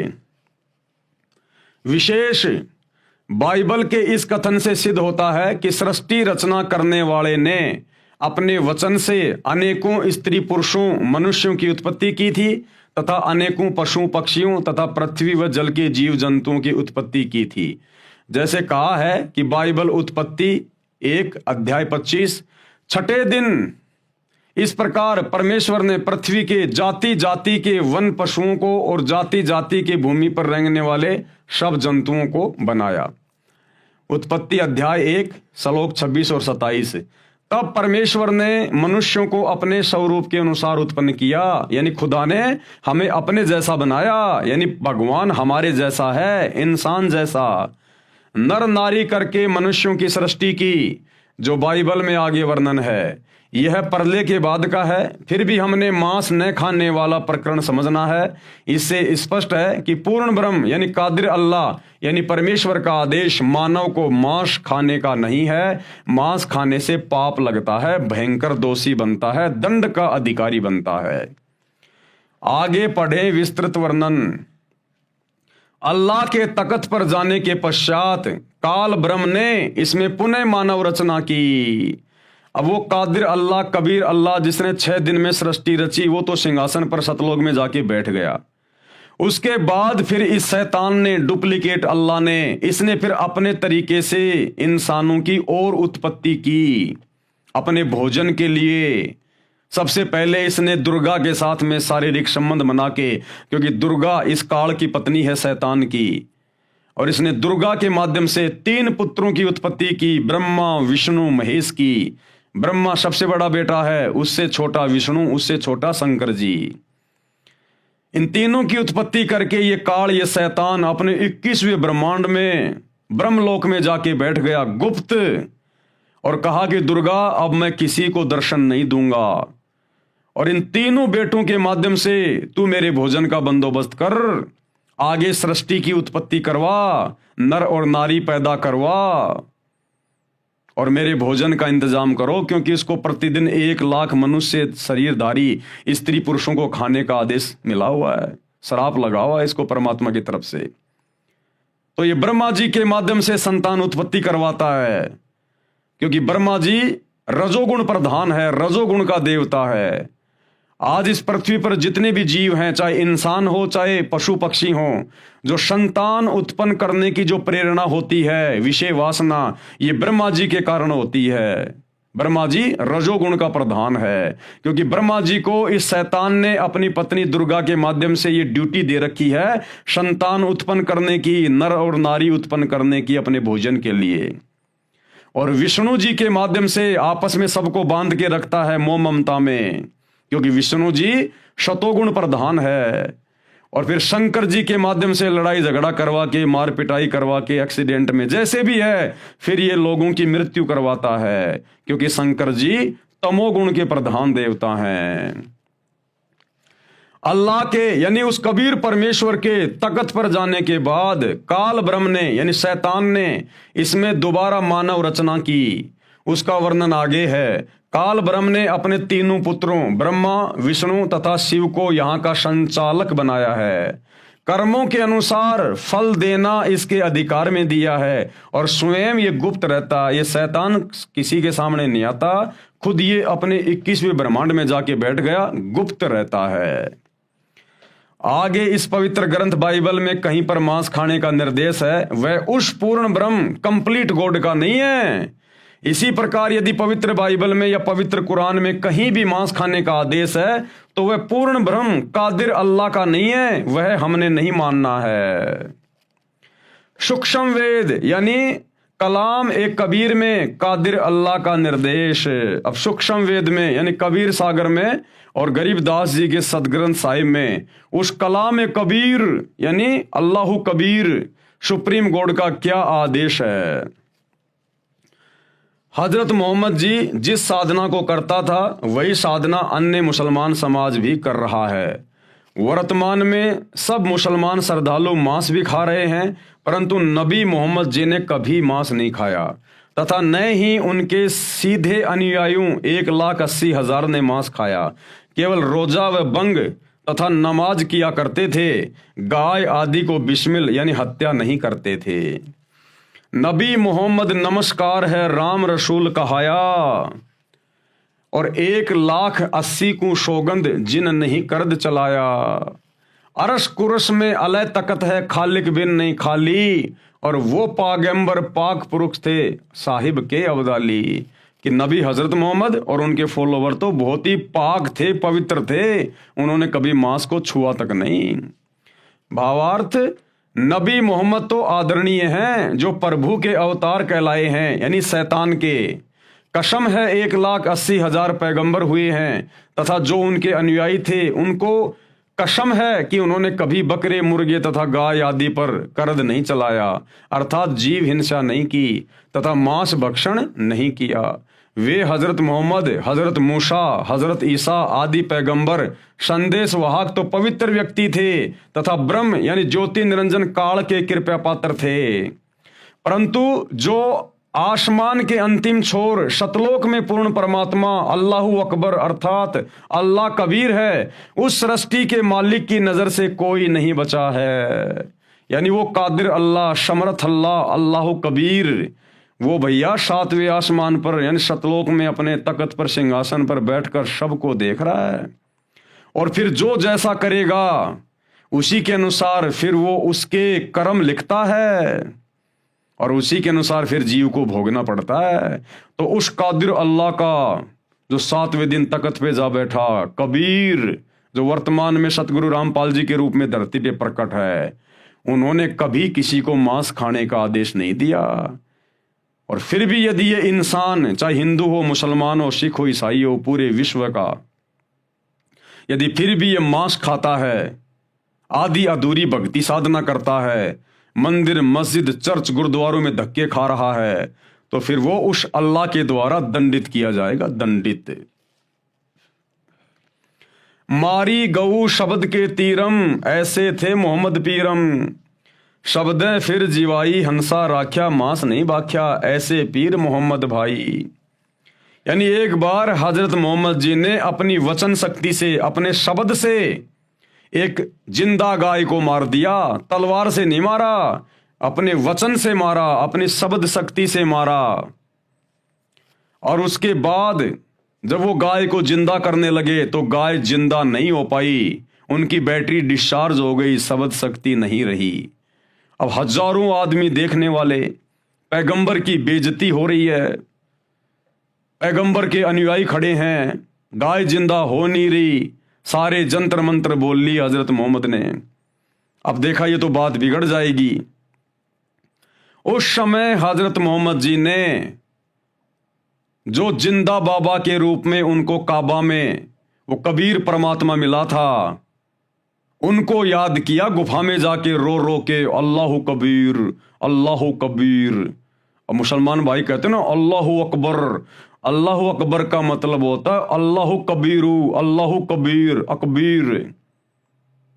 उसको जाके याद किया, क्योंकि जिंदा बाबा के रूप में कबीर परमात्मा ने हजरत मोहम्मद को ये मंत्र दिया था, ये कलमा दिया था कि तू इसका जाप किया कर, अल्लाहु कबीर, अल्लाहु कबीर। तब उसने वहां जाकर उस अल्लाहु कबीर को याद किया, तब वो कबीर परमात्मा हजरत मोहम्मद जी के सामने प्रकट हुआ, उसी जिंदा बाबा के रूप में, केवल उन्हीं को दिखाई दे रहा था। और कहा कि ए हजरत मोहम्मद, मैं इस गाय को जिंदा कर रहा हूं अपनी वचन से, अपनी शक्ति से, और दुनिया को लगेगा कि तू जिंदा कर रहा है, क्योंकि केवल हजरत मोहम्मद जी को ही दिखाई दे रहे थे परमात्मा। वो समर्थ है, चाहेगा उसको दिखाई देगा। तो परमेश्वर ने फिर उस मरी हुई गाय को अपने वचन से जिंदा किया, और लोगों को लगा कि हजरत मोहम्मद जी ने जिंदा कर दिया, हमारे नबी ने जिंदा कर दिया, और उनकी फिर से महिमा बन गई। क्योंकि परमात्मा चाहता कि लोग भक्ति पे लगे रहें, और ये शैतान, ये डुप्लीकेट अल्लाह चाहता है कि लोग भक्ति से बिल्कुल पीछे हट जाएं। ये चाहता ही नहीं भक्ति, शैतान को तो अंधेरा पसंद है, अंधेरा। वो चाहता कि ये उल्टी सीधी साधना करते रहें, मांस मिट्टी खाते रहें, और मेरे मुंह में जन्मते रहें, मरते रहें, आते रहें। और वो अल्लाह, वो कादिर अल्लाह, समर्थ अल्लाह, अल्लाहु कबीर चाहता है कि ये आत्माएं किसी भी तरह से भक्ति पे लगी रहें। और इस वर्तमान समय तक, जो वर्तमान में समय चल रहा है ना, ये भक्ति का युग है, ये भक्ति युग है। इस समय वो अल्लाह धरती पर संत रामपाल जी के रूप में बिल्कुल प्रत्यक्ष आया हुआ है। इस समय तक परमात्मा ने हम आत्माओं को धर्म से जोड़ के रखना था। हमारे को मनुष्य जन्म देने थे परमात्मा ने, और इस समय वो शत भक्ति देकर आज हमें पूर्ण मोक्ष का अधिकारी बना देगा, पूर्ण मोक्ष का अधिकारी। अन्यथा शैतान तो धरती से भक्ति का नामो निशान समाप्त करना चाहता है, नामो निशान। तो जैसे वो गाय जिंदा हुई, लोगों को लगा कि हजरत मोहम्मद जी ने जिंदा कर दी, हजरत मोहम्मद जी ने जिंदा कर दी, उनकी महिमा बन गई। अब हजरत मोहम्मद जी के शरीर छोड़कर जाने के 400-500 साल बाद में जो मुसलमान धर्म के जो ठेकेदार थे, जगह जगह जो इनकी जो संस्थाएं बन गई थी, इन्होंने एक निर्णय लिया कि क्यों ना हम उस दिन को मनाना शुरू कर दें यादगार के रूप में, जिस दिन हमारे नबी ने मरी हुई गाय को जिंदा किया था।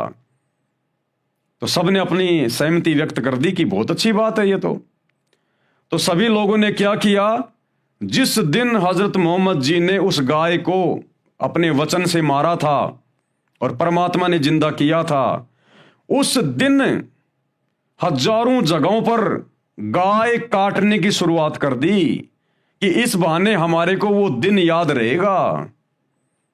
तो हजारों जगह जहां जहां भी ये मुसलमान थे, इनकी जो संस्थाएं थी, वहां इन्होंने गाय काटनी शुरू कर दी।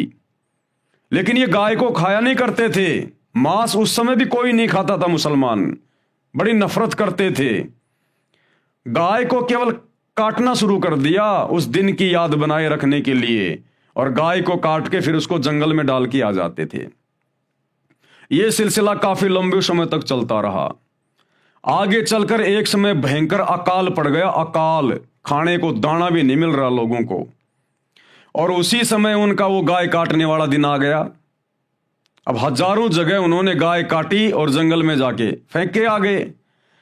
अब जो लोग भूखे मर रहे थे मुसलमान, उन लोगों को खाने को कुछ नहीं मिल रहा था। अपनी जान बचाने के लिए वे लोग उस गाय का मांस उठाकर ले आए और उन्होंने पकाकर खाना शुरू कर दिया। अन्य लोगों ने, मुसलमानों ने देखा तो कहा ये तो बड़े निकम्मे आदमी हैं, इन्होंने तो अपना धर्म भ्रष्ट कर लिया, इन्होंने मांस खा लिया। यह सूचना उन्होंने अपने धर्म के ठेकेदारों को दी। अब इस प्रकार की सूचना जगह जगह से आने लग गई कि साहब वहां भी मांस खा लिया, वहां भी मांस खा लिया, वहां भी मांस खा लिया। अब कोई 2, 4, 5 होते तो उनको कोई सजा भी देते। सबको पकड़ पकड़ के लेके आ गए वो गांव वाले कि साहब देखो इसने मांस खाया, उस गाय का इसने मांस खाया। अब धर्म के ठेकेदारों ने देखा रही तो हजारों आदमी हैं, 1-2 को सजा दे दें, हजारों को कैसे दें, तो बात बिगड़ेगी। तो बाद में उन्होंने आपस में सलाह मशवरा किया और कहा कि भाई ऐसा है, हमने जब गाय काटी थी ना, हमने कलमा पढ़ा था, और कलमा पढ़ने के बाद में वो प्रसाद बन गया था, प्रसाद, मांस नहीं रहा, और उसको खाने से कोई पाप नहीं लगा। इस प्रकार फिर आगे चलकर ये बिजली पूरे मुसलमान समाज में गिर गई, पूरे मुसलमान समाज में। फिर तो ये परंपरा बन गई, रिवाज बन गया, कोई भी जानवर काटो कलमा पढ़ के, और कह दिया कि अब तो ये प्रसाद बन गया। अरे नालायको, अपने बच्चों को काटो ना देखे। अगर ये कलमा पढ़ने से अगर मांस अगर प्रसाद बन रहा है और उसकी रूह जन्नत में जा रही है, ये मुल्ला मौलवी जब ये काटते हैं ये कलमा पढ़ के किसी भी जानवर को, तो कहते हैं हे अल्लाह, इसकी रूह को, इसकी आत्मा को जन्नत में जगह देना। जैसे अल्लाह इनके बाप का नौकर है कोई, जो जैसा ये कहेंगे अल्लाह वैसा ही करेगा। ये मनमुखी सोच है, मनमुखी धारणा। अगर इसी प्रकार कलमा पढ़ के अल्लाह से पुकार करके अगर किसी की गर्दन काटने से जन्नत मिलती है, तो पूरा मुसलमान समाज मस्जिदों में धक्के क्यों खा रहा है? जन्नत के लिए। काबा में क्यों जाता है? हज करने क्यों जाता है? जन्नत के लिए। अगर ऐसे ही जन्नत मिलती है तो अपने परिवार वालों की गर्दन काट कलमा पढ़ के, और उनके शरीर को तो खा ले प्रसाद समझ के कि ये तो प्रसाद बन गया, उसको तो प्रसाद समझ के खा ले, और आत्मा उसकी जन्नत में चली गई। अरे जन्नत के लिए तो भक्ति कर रहे हैं, तो इससे अच्छा मौका और क्या? जब तुम जानवरों को जन्नत में भेज रहे हो और उसके शरीर को प्रसाद बना के खा रहे हो, तो अपने बच्चों को काट काट के खाओ ना। तुम काटोगे, कलमा पढ़ोगे, आत्मा तो उसकी जन्नत में चली गई, और बाकी बच गया उसका शरीर, उसको पका पका के खाओ अपने घर पे। तो ये ड्रामेबाजी है, ड्रामेबाजी। ये नहीं चलेगी उस अल्लाह के दरबार में। तुमने उस दरगाह का महल नहीं देखा, धर्मराज के तिल तिल का लेखा। तो एक छोटा सा सत्संग गुरुदेव भगवान इस कादिर अल्लाह के मुकम्मल से कि किस प्रकार से मुसलमान धर्म में ये मांस खाने की शुरुआत हुई, शैतान की प्रेरणा से। सुनिएगा। परमात्मा ने कहा क्या हुआ कि जब हजरत मोहम्मद जी ने वह गाय मार दी वचन तय पर जीवित ना हुई, अपने सारे कलमे कलमे पढ़ लिए उसने, तब कहते हैं मुझे याद किया कि हे जिंदा रूप वो परमात्मा मेरी मदद करो, मेरी इज्जत रखो। कहते हैं हम शब्द स्वरूपी बेग गया रे, तुरंत पहुंच गए हम, और मुई गऊ हम तत्काल जवाई। अब परमात्मा शब्द स्वरूपी यानी अपने सह शरीर आते हैं, लेकिन वो शरीर अन्य को दिखाई नहीं दे रहा। हजरत मोहम्मद को दिखाई दे रहे थे, वो महात्मा आ गया मेरे पास जो मुझे ऊपर लेकर गया था। और तब परमात्मा ने कहा कि रुक जा, मैं जीवित करता हूं। परमात्मा ने थपकी रमाई, वो जीवित गाय जीवित होगी। लेकिन वो हजरत मोहम्मद को दिख रहे थे। हजरत मोहम्मद को परमात्मा ने कह दिया था कि ये लोग समझेंगे कि तूने ही जीवित कर दी है, मैं इनको दिखाई नहीं दे रहा हूं। तब परमात्मा, उसके बाद हजरत मोहम्मद जी की वाह वाह होगी, और उनके अनुयायियों ने कहा कि देख लो भाई विरोधियों, हमारे नबी पूर्ण नबी हैं। अब उसके कुछ हजरत मोहम्मद जी के यानी शरीर प्राण त्याग जाने के उपरांत कई वर्षों 400-500 वर्ष के बाद तक, कुछ दिनों के बाद कुछ मुसलमान लोगों ने इकट्ठा होकर के एक स्कीम बनाई कि भी हमारे हजरत मोहम्मद जी ने जिस दिन गाय मार कर जीवित की थी उस दिन को मनाया करेंगे।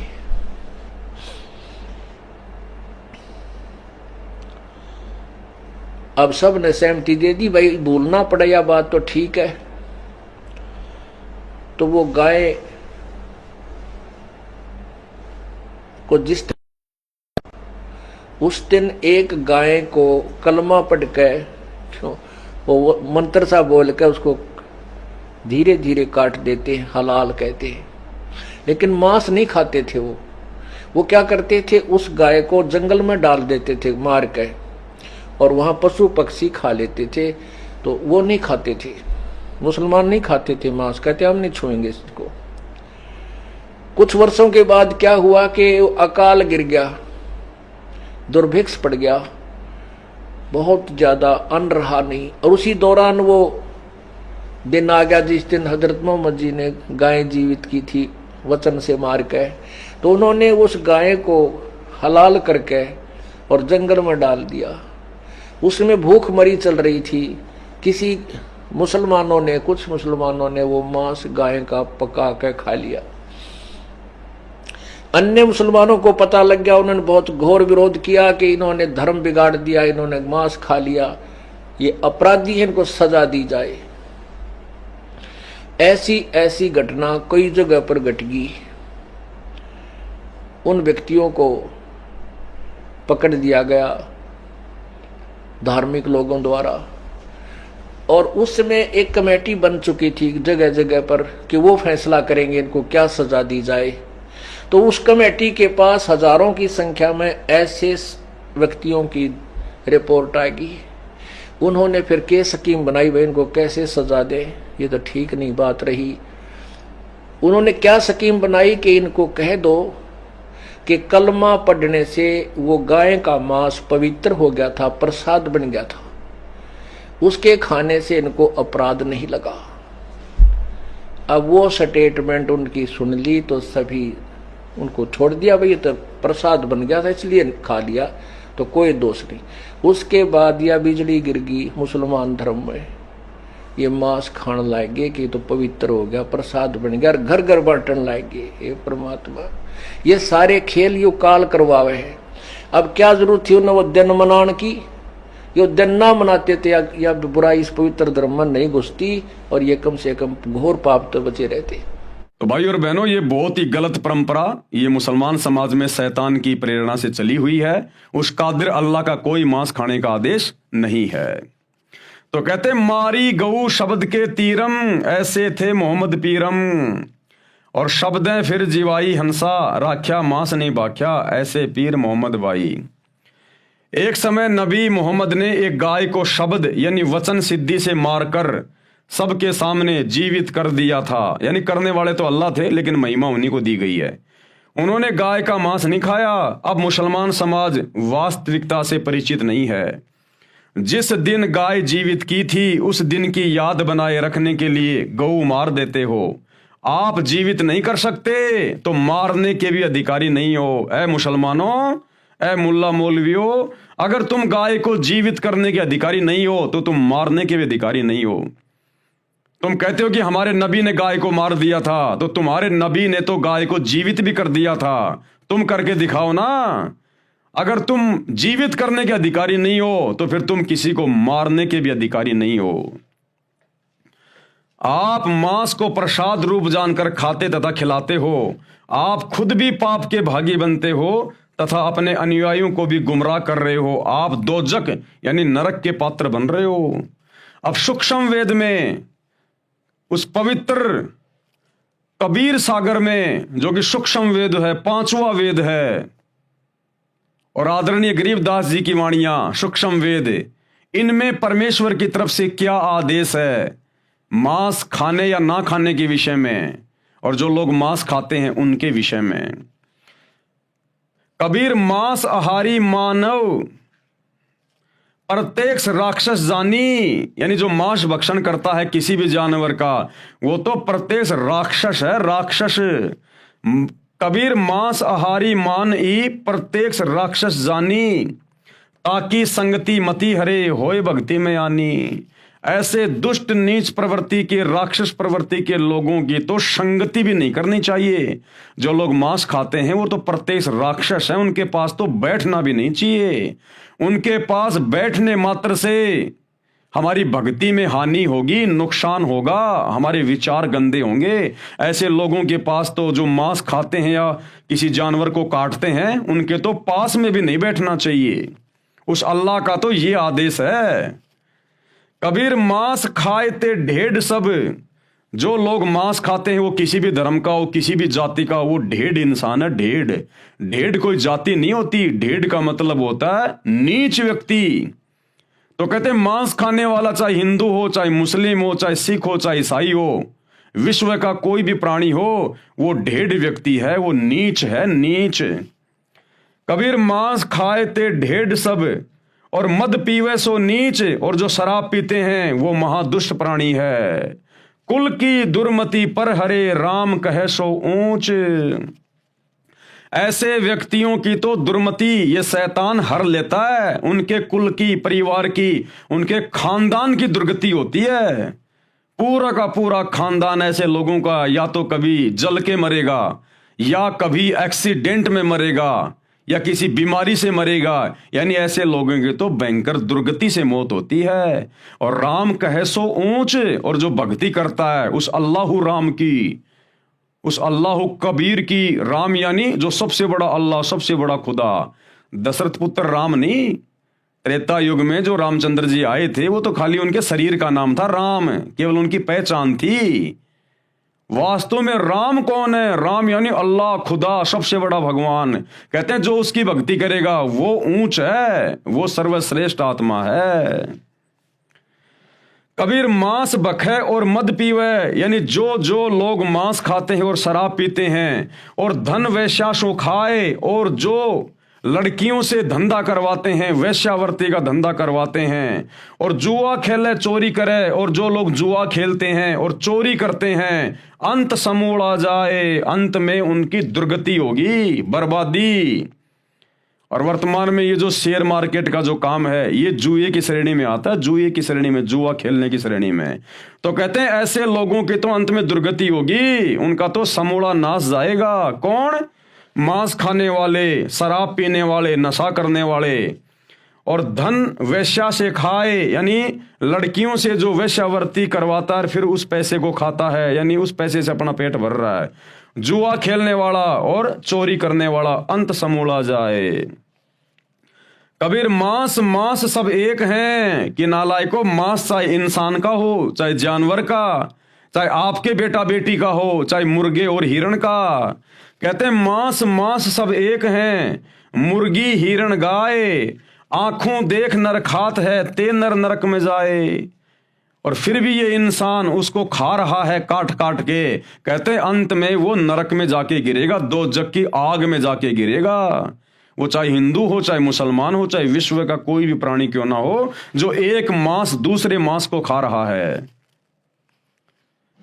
कबीर ये कुकर को बख्श है। कबीर अल्लाह कह रहे हैं कि ये मांस खाना तो ये कुत्ते का भोजन है। कबीर ये कुकर को बख्श है, मनुष्य देह क्यों खाए हे नादान प्राणी, ये अनमोल मनुष्य जन्म प्राप्त करके तू क्यों ये गंदगी खा रहा है। मुख में आमिख मेल के नरक परेंगे जाए। कबीर पापी पूजा बैठ के बखे मांस मद दोई, कि एक तरफ तो तुम भक्ति करने का दिखावा करते हो, मुसलमान तुम मस्जिद में जाते हो नमाज करते हो, हिंदू तुम लोग मंदिर में जाते हो मूर्तियां पूज रहे हो, और दूसरी तरफ तुम लोग मांस खा रहे हो शराब पी रहे हो। तिनकी दीक्षा मुक्ति नहीं कोटि नरक फल होई। गुरु पद पर जो लोग बैठे हैं मुसलमान धर्म में हिंदू धर्म में किसी भी धर्म में, और उसके बाद वो मांस भी खाते हैं शराब भी पीते हैं नशा भी करते हैं, कैसे ऐसे लोगों से दीक्षा लेने से उपदेश लेने से मुक्ति नहीं होगी, दोनों नरक में जाएंगे दोनों के दोनों। कबीर जीव हनय हिंसा करे, यानी जीव हत्या करता है, प्रकट पाप सिर होए, उसके सिर पर तो पाप रखा जा रहा है। निगम पुनि ऐसे पाप ते भिस्त गया नहीं कोई, ऐसे कुकर्म करने वाले आज तक तो कभी स्वर्ग में गए नहीं जन्नत में गए नहीं। अल्लाह कबीर कह रहा है कि ऐसे कुकर्म करने वाले जीव हत्या करने वाले आज तक कभी भी भिस्त में नहीं गए स्वर्ग में नहीं गए, उनके सिर पर तो पाप की गठरी रखी है। कबीर तिल भर मछली खाए के कोटि गऊ दे दान। कबीर अल्लाह कह रहा कि अगर किसी ने तिल भर भी मछली खा ली यानी तिल भर भी मांस खा लिया, चाहे तुम 1 करोड़ गाय दान कर दो तुम्हारा वो पाप नहीं उतर सकता। अब सोचिए जो लोग रोजाना मांस खा रहे हैं बकरे बकरे काट के मुर्गियां काट के, उनके साथ में क्या बीतेगी। उस अल्लाह कबीर का तो ये आदेश है कि तिल भर मछली खाए के, तिल के दाने जितने भी अगर आपने मछली खा ली कोई भी मांस का टुकड़ा खा लिया, चाहे तुम 1 करोड़ गाय दान कर दो तुम्हारा वो पाप नहीं उतरेगा। और काशी करोत ले मरे तो भी नरक निदान, भले फिर तुम काशी में करोत लेके मर जाना तुम्हारा वो पाप नहीं उतरेगा। एक समय हिंदू धर्म के पंडितों ने ब्राह्मणों ने एक कुकर्म शुरू कर दिया धन कमाने के लिए। इन्होंने कहा कि भगवान विष्णु की तरफ से हमारे को एक आदेश आया है। इन्होंने आरा लगा दिया वहां पर काशी में, जैसे वो लकड़ी काटने का आता ना था ऐसा, और कहा कि जो अपनी गर्दन कटवाएगा यहां आकर वो सीधा स्वर्ग में जाएगा बैकुंठ में जाएगा। तो जो बेचारे श्रद्धालु थे उस समय बेचारे अनपढ़ हुआ करते थे, इन पंडितों पर मुल्ला मौलवियों पर आंख बंद करके विश्वास किया करते थे। तो उन बुजुर्गों ने कहा कि बेटा देखो वैसे भी हमारी मृत्यु का दिन आ गया, हम बुजुर्ग हो गए, और क्यों ना हम वहां पर काशी में जाके वो करोत लेके अपना शरीर त्याग दें, हमारी गति हो जाए।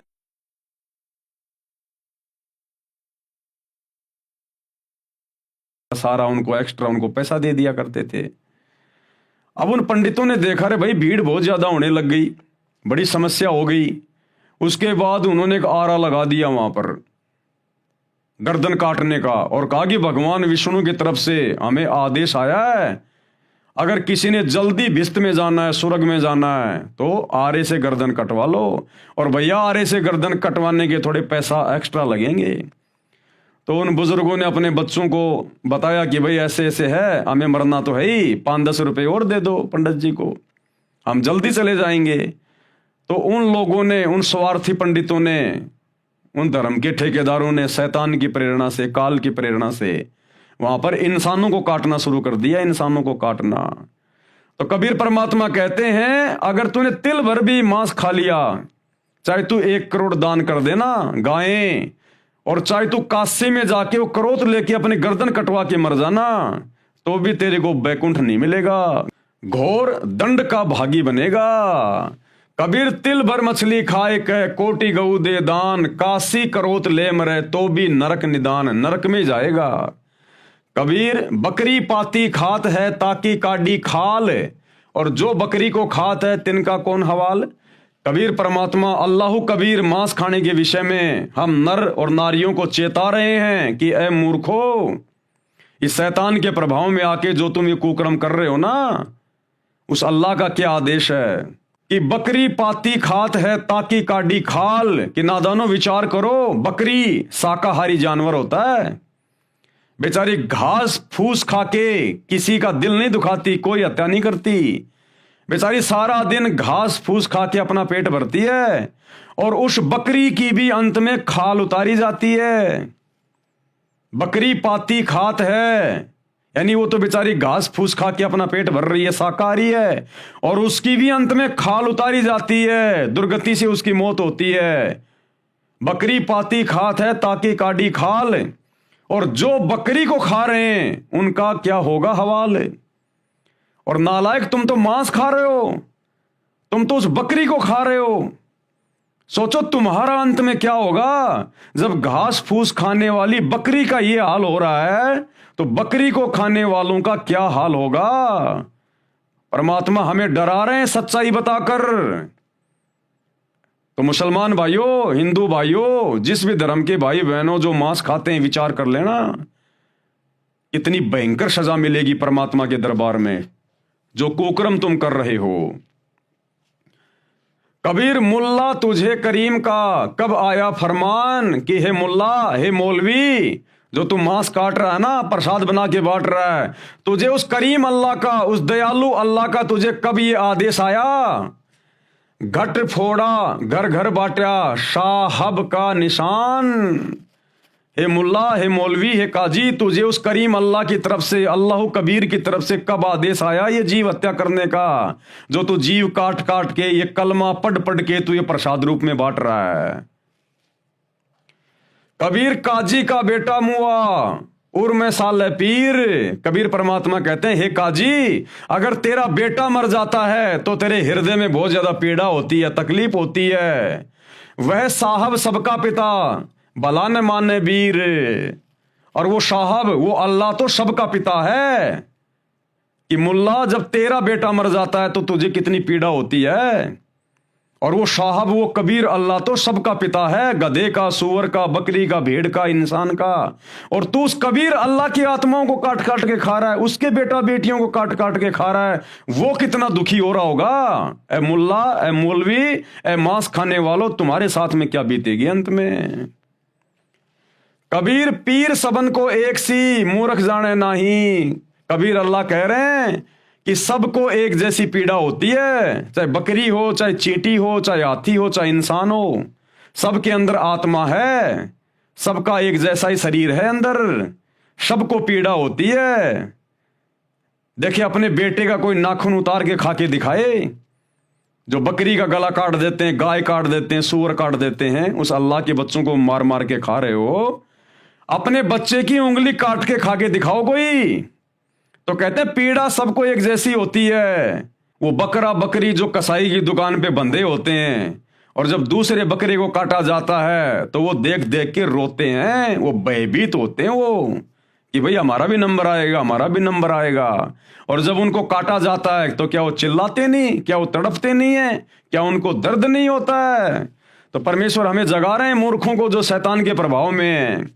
कबीर पीर यानी पीड़ा सभी को एक सी मूर्ख जाने नहीं, लेकिन जो मूर्ख है, जो मंद बुद्धि है, जो शैतान के प्रभाव में है, वो इन बातों को नहीं जान पाता। अपना गला कटाए के क्यों न बसो भिस्त के माही। अगर इसी प्रकार से कलमा पढ़कर अगर किसी की गर्दन काटने से अगर उसको भिस्त में जगह मिल रही है, वो आत्मा अगर जन्नत में जा रही है, तो नालायक अपना खुद का गला क्यों नहीं काट रहा तू। अरे जाना तो तूने भी जन्नत में ही है, भिस्त में ही है। मंदिर मस्जिदों में तुम भी तो धक्के वहीं के लिए खा रहे हो। अगर इसी प्रकार से अगर भिस्त मिलता है, स्वर्ग मिलता है, जन्नत मिलती है, तो नालायक अपना भी गर्दन काट और अपने परिवार की भी काट। कबीर मुर्गी मुल्ला से कहे जब करत है क्यों ही। वो मुर्गी यानी कोई भी जानवर जब वो काटता है तो वो मुर्गी उस मुल्ला से कह रही है कि मुझे जबरन क्यों मार रहा है, मुझे क्यों मार रहा है। साहब लेखा मांगसी संकट पड़ी है तो ही। अरे वो परमात्मा, वो साहेब, वो अल्लाह जब तू शरीर छोड़ के जाएगा वो हिसाब लेगा कि तूने मेरी आत्माओं को क्यों मारा, तेरे को किसने अधिकार दिया, तूने क्यों मांस खाया। कहते हैं उस समय तेरे लेने के देने पड़ जाएंगे मुल्ला। उस समय क्या जवाब देगा उस दरगाह में? तुमने उस दरगाह का महल नहीं देखा, धर्मराज का तिल तिल का लेखा। तो वो मुर्गी उस मुल्ला से कह रही है कि बेटा वहां तेरे लेने देने पड़ जाएंगे, अल्लाह के सामने तू क्या जवाब देगा फिर। कबीर जोर करी जब है करे, यानी जबरदस्ती करके और तुम उनकी हत्या कर रहे हो और मुख से कहे हलाल कि हमने तो इनको हलाल कर दिया, हलाल कर दिया। अरे साहब लेखा मांगसी तब होसी कौन हवाल। जब वो परवरदिगार तेरे से लेखा मांगेगा, तेरा हिसाब किताब करेगा, तब वहां पर तेरी कौन रक्षा करेगा, तब तेरा कौन हवाल होगा वहां पर। उस दिन की सोच डर। कबीर जोर किया जुल्म है मांगे जवाब खुदाए। आज जो तुम जोर जबरदस्ती जानवरों को मार रहे हो, काट रहे हो, तुम जुल्म कर रहे हो, वो खुदा तुमसे जवाब मांगेगा। और खालिक दर खूनी बड़ा मार मुही मुंह खाए। उस खालिक यानी उस परवरदिगार के दरबार में, उसके दरगाह में जब तू खूनी हत्यारा वहां पर खड़ा होगा तो वहां पर तू मुंह ऊपर करके बात नहीं कर पाएगा। कबीर गला काट कलमा भरे किया कहे हलाल, साहब लेखा मांगसी तब होसी सवाल जवाब। कबीर गला गुस्सा का काटिए मियाँ कहर को मार, जो पांचों बिस्मिल करे तब पावे दीदार। कि कैसे तुम उस परमात्मा की दीदार करोगे जो ऐसे निकृष्ट कर्म यहां कर रहे हो जीव हत्या करके। कबीर ये सब झूठी बंदगी बेरिया पांच नमाज, कि ये तुम्हारी झूठी बंदगी है, ये तुम्हारी झूठी इबादत है। ये तुम दिन में तो रोजे करते हो, नमाज पढ़ते हो, रात को तुम जीव हत्या करते हो, बकरी काटते हो, गाय काटते हो, मुर्गा काटते हो। ये क्या बंदगी है तुम्हारी, क्या तुम ये भक्ति कर रहे हो। कबीर ये सब झूठी बंदगी बेरिया पांच नमाज, सांचे ही मारे झूठ पड़ी काजी करे अकाज। कबीर दिन को रोजा रहत है, दिन में तो तुम रोजा कर रहे हो, तुम ये व्रत कर रहे हो, और रात हनत है गाय, और जैसे ही रात्रि होती है तुम जानवर को काट देते हो, गाय को काट देते हो। यह खून वह बंदगी, एक तरफ तो तुम अल्लाह की इबादत कर रहे हो, दूसरी तरफ उसी की आत्मा, उसी की रूह को काट रहे हो। कहूं क्यों खुशी खुदाए। अरे ये कुकर्म करने से अल्लाह भला कैसे प्रसन्न होगा, कैसे खुश होगा तुमसे। कबीरा तेई पीर है जो जाने पर पीर। कबीर परमात्मा कहते हैं कि वास्तव में वही पीर है, यानी परमात्मा को जानने वाला है, अच्छी आत्मा है, जो जाने पर पीर, जो दूसरे की पीड़ा को जानता है। और जो पर पीर ने जान है, जो दूसरे की पीड़ा को नहीं जानता, सो काफिर बेपीर, वो तो काफिर है, काफिर। कबीर खूब खाना खिचड़ी, कि देखो खिचड़ी खाओ, दाल चावल खाओ, बासमती चावल खाओ, उसमें घी डालो देसी, ये है खाना, ये वाला खाना खाओ। कबीर खूब खाना खिचड़ी माही पड़ी टुकलोन, और मांस पराया खाए के गला कटावे कौन। नालायक ये जानवरों का मांस काट के तू खा जाता है, कहते तेरा भी गला काटा जाएगा, ये तुझे इसका हिसाब किताब देना पड़ेगा। बदला कहीं न जात है तीन लोक के माही।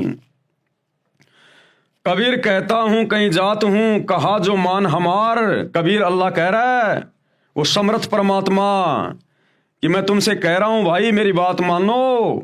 और जाका गला तुम काट हो, जिसका आज तुम गला काट रहे हो, गर्दन काट रहे हो, सो फिर काटे तुम्हार, वो फिर एक दिन तुम्हारा गला काटेगा। आज चाहे मुल्ला हो, मौलवी हो, हिंदू हो, कोई भी हो, और जो आज जीव हत्या कर रहा है या फिर मांस खा रहा है बाहर से ला ला के, अगले जन्म में उस मुल्ला मौलवी ने जितने भी जानवर काटे हैं, बकरे काटे हैं, मुर्गे काटे हैं, वो बकरे और मुर्गे तो बनेंगे मौलवी, मुल्ला, कसाई, और वो कसाई मुल्ला मौलवी बनेगा अगले जन्म में मुर्गा बकरी, और इसी प्रकार से फिर अपना गला कटवाना पड़ेगा। ये यहाँ का रूल है, यहाँ का नियम है। तो परमात्मा कहते हैं, कबीर कहता हूं कहीं जात हूं कहा जो मान हमार, और जिसका गला तुम काट रहे हो सो फिर काटेगा तुम्हारे।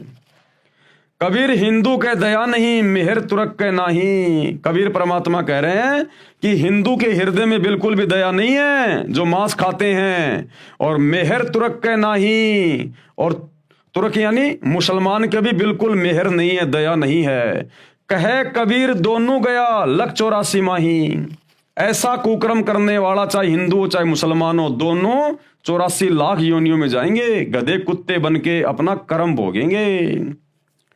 कबीर मुसलमान मारे करद से, यानी मुसलमान कहता है हम तो झटके से नहीं मारते, हम तो हलाल करते हैं, धीरे से गला काटते हैं, दर्द नहीं होता। तो कबीर परमात्मा कहते हैं बेटा चाहे धीरे से काट और चाहे झटके से काट, वो आत्मा तो मरी गई। क्या कहते हैं? कबीर मुसलमान मारे करद से और हिंदू मारे तलवार। हिंदू कहते हैं हम तो एक झटके में काट देते हैं, दर्द ही नहीं होने देते। और कहे कबीर दोनों मिले जह जम के द्वार। कहते हैं चाहे धीरे मारो चाहे झटके से मारो, चाहे हलाल करो चाहे तलवार मारो, तुम दोनों के दोनों नालायक परमात्मा के दरबार में नीची गर्दन करके खड़े होगे। वहां पर तुम्हारे को लेने देने पड़ जाएंगे उस परमात्मा के दरबार में। दोनों कहां मिलेंगे? जम के द्वार है। उपरोक्त अमृतवाणी में कबीर खुदा यानी कबीर परमेश्वर ने समझाया है कि जो व्यक्ति मांस खाते हैं, शराब पीते हैं, सत्संग सुनकर भी बुराई नहीं त्यागते, उपदेश प्राप्त नहीं करते, उन्हें तो साक्षात राक्षस जानो, राक्षस। अनजाने में गलती ना जाने किससे हो जाए, यदि वह बुराई करने वाला व्यक्ति सत्संग विचार सुनकर बुराई त्याग कर भगवान की भक्ति करने लग जाता है तो वह नेक आत्मा है।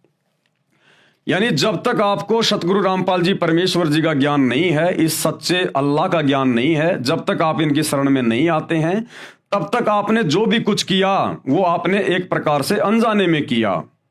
यदि आप सतगुरु रामपाल जी की शरण में आ जाते हैं और अपनी सत भक्ति शुरू कर देते हैं, वो कुकर्म छोड़ देते हैं, तो परमेश्वर तुम्हारे पिछले सारे कुकर्मों को माफ कर देगा। ये समर्थ है, और आगे तुम्हें ज्ञान ऐसा दे देगा जिंदगी में तुम कभी चींटी को भी नहीं सताओगे। और भाई यदि तुम सतगुरु रामपाल जी की शरण में आए नहीं और तुमने जितनी भी जीव हत्या की हैं, भैया तुमने फिर अपना वो भोग भोगना पड़ेगा। उतनी बार तुमने वो जानवर बनने पड़ेंगे जितने जानवरों के तुमने गले काटे हैं।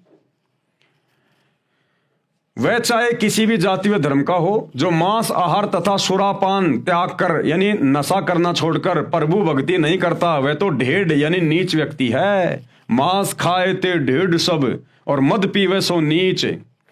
चाहे किसी जातीय धर्म का हो, भावार्थ है कि उच्च कर्म करने वाला उच्च है तथा नीच कर्म करने वाला नीच है। जातीय धर्म विशेष में जन्म मात्र से ऊंच नीच नहीं होता। अगर कोई ब्राह्मण ये कहता कि मैं तो ऊंची जाति का हूं, और अगर वो मांस खाता है, शराब पीता है, जुआ खेलता है, चोरी करता है, झूठ बोलता है, तो वो सबसे बड़ा नीच है, सबसे बड़ा नीच है। और जिसको लोग नीच समझते हैं, छोटी जाति वाले, वो अगर ये जीव हत्या करना छोड़कर मांस वगैरह नहीं खाता, शराब नहीं पीता, चोरी जारी नहीं करता और भगवान की भक्ति करता है, तो उस ब्राह्मण से लाख गुना ऊंच है वो, लाख गुना ऊंच। यानी जाति से कोई ऊंचा नीचा नहीं होता, कर्मों से लोग ऊंचे नीचे होते हैं। जाति या धर्म विशेष में जन्म मात्र से ऊंच नीच नहीं होता। जिन भक्तों ने उपदेश ले रखा है, अब देखो भाई और बहनों ध्यान से सुनना, आप और हम जितने भी सतगुरु रामपाल जी परमेश्वर जी के इस अल्लाह कबीर के फॉलोवर हैं, भगत हैं, हमारे लिए परमात्मा कितनी अच्छी शिक्षा दे रहे हैं। क्या कह रहे हैं गुरुदेव?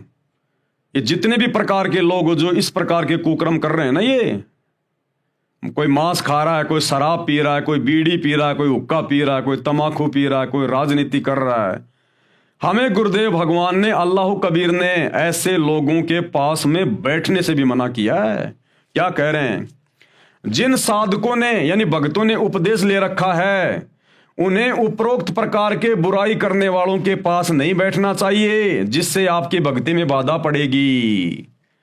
अब बताओ भाई, सतलोक आश्रमों से जुड़े हुए भाई बंधु, गुरुदेव का परिवार, उनके बेटा बेटी, भाई बंधु, रिश्तेदार, अब बताओ, इन लोगों ने आनंद पाल जैसे गुंडों की सीबीआई जांच करवाई, उनके साथ में बैठे उनके धरनों पर, उनकी रैलियों में। हरियाणा के जाट आरक्षण में लाखों भक्तों को जाटों के धरने पे बैठाया, करोड़ों रुपया भक्तों का चंदे के रूप में दिया। अब बताओ भाई और बहनों, गुरुदेव के दोनों लड़के जाट महासभा में जाके जाटों की धर्मशाला का उद्घाटन कर रहे हैं, नेताओं के साथ बैठ के खा रहे हैं, पी रहे हैं। अरे वो तो जगत के लोग हैं भैया, वो तो मांस भी खाते हैं, शराब भी पीते हैं। उक्का तो हरियाणा के जाटों का कभी बंद ही नहीं होता। और गुरुदेव मना कर रहे हैं कि भक्तों ने ऐसे लोगों के पास में बैठना ही नहीं चाहिए जो मांस खाते हैं, शराब पीते हैं, तंबाकू पीते हैं, नहीं तो तुम्हारी भक्ति बिगड़ेगी। ये आदेश हो गया भगवान का। तो सोचिए आप और हम सत्सेवक भाई बहन जिनको गुरुदेव ने साथ संगति से जोड़ दिया, हम तो ऐसे लोगों की शक्ल देखना भी पसंद नहीं करते। और गुरुदेव का परिवार और ये लाखों की संगत जो आश्रमों से जुड़ी है, ये नादानी में ऐसे जगत वाले लोगों की गोद में जाके बैठ रही है। तो सोचिए कितने बड़े पापी हैं ये लोग, अपने गुरु की अवहेलना कर रहे हैं, उनके वचन की अवहेलना कर रहे हैं, कादिर कबीर परमेश्वर के वचन की अवहेलना कर रहे हैं। क्या बीतेगी इनके साथ में। जिन भक्तों ने उपदेश ले रखा है उन्हें उपरोक्त प्रकार के बुराई करने वालों के पास नहीं बैठना चाहिए, जिससे आपकी भक्ति में बाधा पड़ेगी। जो व्यक्ति मांस भक्षण करते हैं, शराब पीते हैं, जो स्त्री वेश्यावर्ती करती है तथा जो व्यक्ति उससे व्यवसाय करवाकर वेश्या से धन प्राप्त करते हैं और जुआ खेलते हैं तथा चोरी करते हैं, समझाने से भी नहीं मानते, वह तो महापाप के भागी हैं तथा घोर नरक में गिरेंगे। मांस चाहे गाय, हिरण तथा मुर्गी आदि आदि किसी भी प्राणी का है, जो व्यक्ति मांस खाते हैं वे नरक के भागी हैं। जो व्यक्ति अनजाने में मांस खाते हैं, जैसे आप किसी रिश्तेदारी में गए, आपको पता ही नहीं लगा कि सब्जी है या मांस, आपने खा लिया, तो आपको दोष नहीं है, परंतु आगे से अति सावधान रहना है। अगर धोखे से अगर किसी भगत को या किसी व्यक्ति को अगर कोई मांस खिला दे सब्जी के बहाने, या किसी कोल्ड ड्रिंक में शराब डाल के पिला दे, बियर डाल के पिला दे धोखे से, और यदि आपने मांस खा लिया, वो शराब पी ली, यदि आपने धोखे से, भले आपने सतगुरु रामपाल जी से उपदेश ले रखा है, और यदि आपके साथ में किसी ने धोखा कर दिया इस प्रकार से, तो आपकी मर्यादा खंडित नहीं है, आपका नाम खंडित नहीं है। लेकिन आगे से उन लोगों की, उन दुष्टों की शक्ल भी नहीं देखनी हमने। आगे से हमने अति सावधान रहना है, अति सावधान। तो परमात्मा हमें भी कुछ सावधानियां बता रहे हैं। तो आपको दोष नहीं है, परंतु आगे से अति सावधान रहना है। जो व्यक्ति आंखों देखकर भी खा जाते हैं वे दोषी हैं, और जिनको पता है कि सामने तेरे मांस परोसा जा रहा है, तेरे सामने ये बियर की बोतल ला के रख दी और उनके साथ बैठ के खा रहा पी रहा है, वो परमात्मा के दोषी हैं। जो व्यक्ति आंखों देखकर भी खा जाते हैं वे दोषी हैं। ये मांस तो कुत्ते का आहार है, ये तो कुत्ते का भोजन है, मनुष्य शरीरधारी के लिए वर्जित है, यानी मना है।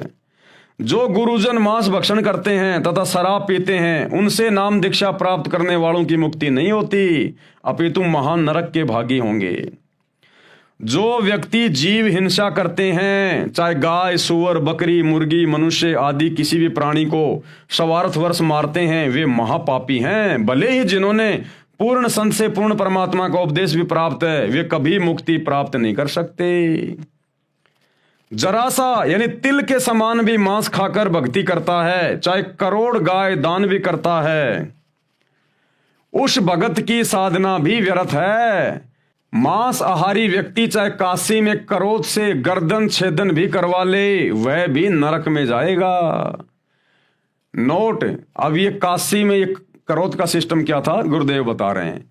काशी बनारस के हिंदुओं के स्वार्थी गुरुओं ने भगत समाज में भ्रम फैला रखा था कि जो काशी में मरता है वह स्वर्ग जाता है। अधिक भीड़ होने लगी, तब एक और घातक योजना बनाई। उसके तहत कहा कि जो जल्दी स्वर्ग जाना चाहता है उसके लिए गंगा पर एक करोत भगवान का भेजा हुआ आता है, उससे गर्दन कटवाने वालों के लिए स्वर्ग के दरवाजे खुले रहते हैं। उन स्वार्थी गुरुजनों ने मनुष्य हत्या के लिए एक हत्था खोल दिया। श्रद्धालु भक्तों ने आत्म कल्याण के लिए वहां गर्दन कटवाना भी स्वीकार कर लिया, परंतु ज्ञानहीन गुरुओं के द्वारा बताई साधना से भी कोई लाभ नहीं होता। इसलिए कहा है कि मांस खाने वाला चाहे कितनी भी भक्ति तथा पुण्य व दान तथा बलिदान करे, उसका कोई लाभ नहीं। बकरी पाती खात है, वाकी काडी खाल, और जो बकरी को खात है उसका कौन हवाल। बकरी जो आपने मार डाली वह तो घास फूस पत्ते आदि खाकर पेट भर रही थी। इस काल लोक में ऐसे शाकाहारी सरी पशु की भी हत्या हो गई, तो जो बकरी का मांस खाते हैं उनका तो अधिक बुरा हाल होगा।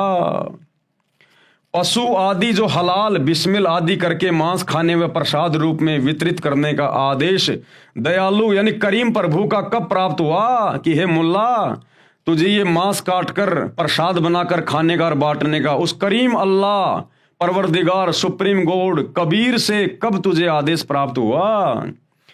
क्योंकि पवित्र बाइबल उत्पत्ति ग्रंथ में पूर्ण परमात्मा ने 6 दिन में सृष्टि रची, 7वें दिन ऊपर तख्त पर जा बैठा तथा सब मनुष्यों के आहार के लिए आदेश किया था कि मैंने तुम्हारे खाने के लिए फलदार वृक्ष तथा बीजदार पौधे दिए। उस करीम यानी दयालु पूर्ण परमात्मा की ओर से आपको फिर से कब आदेश हुआ। वह कौन सी कुरान में लिखा है। पूर्ण परमात्मा सब मनुष्यों आदि की सृष्टि रचकर ब्रह्म जिसे अव्यक्त कहते हैं, शैतान जो कभी सामने प्रकट नहीं होता, गुप्त कार्य करता तथा करवाता रहता है, उसको दे दिया।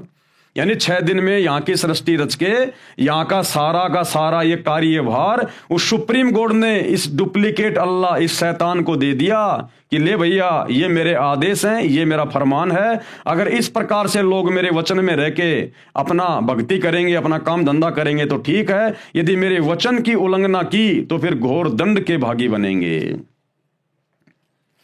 बाद में पवित्र बाइबल तथा पवित्र कुरान शरीफ या कुरान मजीद आदि ग्रंथों में जो विवरण है वह ब्रह्म यानी काल ज्योति निरंजन का तथा उसके फरिश्तों का है। अगर उसके बाद कुरान मजीद में, कुरान शरीफ में या बाइबल में अगर कहीं पर मांस खाने का जिक्र है तो वो शैतान के फरिश्तों का है, उस करीम अल्लाह का नहीं है। या फिर भूत प्रेतों का है। करीम अर्थात दयालु पूर्ण ब्रह्म अल्लाह कबीर का नहीं है। उस पूर्ण ब्रह्म के आदेश की अवहेलना किसी भी फरिश्ते व ब्रह्म आदि के कहने से करने की सजा भोगनी पड़ेगी। और एक उदाहरण दे रहे हैं गुरुदेव भगवान कि परमात्मा के संविधान को तोड़कर जो व्यक्ति शैतान के संविधान को मानकर ये उल्टे काम करेगा, मांस खाएगा, शराब पिएगा, चोरी जारी करेगा, वो फिर कैसे सजा भोगेगा। एक उदाहरण दे रहे हैं गुरुदेव। उदाहरण, एक समय एक व्यक्ति की दोस्ती एक पुलिस थानेदार से हो गई। उस व्यक्ति ने अपने दोस्त थानेदार से कहा कि मेरा पड़ोसी मुझे बहुत परेशान करता है। थानेदार यानी एसएचओ ने कहा कि मार लठ, मैं आप निपट लूंगा।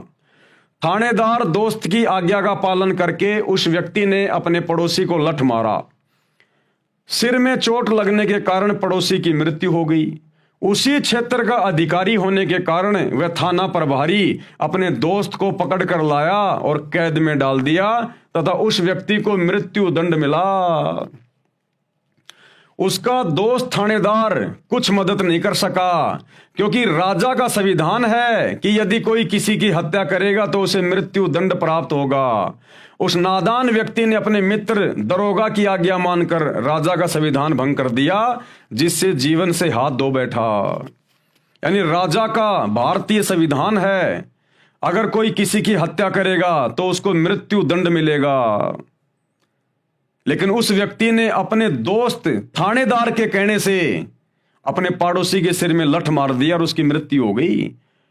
और उसके बाद राजा के संविधान अनुसार वही थानेदार जो उसी क्षेत्र का था अपने दोस्त को पकड़ के लेके आया और राजा के संविधान के अनुसार उसको जेल में डाला, उसको मृत्युदंड की सजा हुई। फिर तो गुरुदेव समझाना चाहते हैं कि उस पूर्ण परमात्मा राजा कबीर अल्लाह का संविधान है जो 6 दिन में सृष्टि रची। उन्होंने जो भी नियम बनाए कि मांस नहीं खाना, अगर मांस खाओगे तो ये दंड मिलेगा, नशा करोगे तो ये दंड मिलेगा।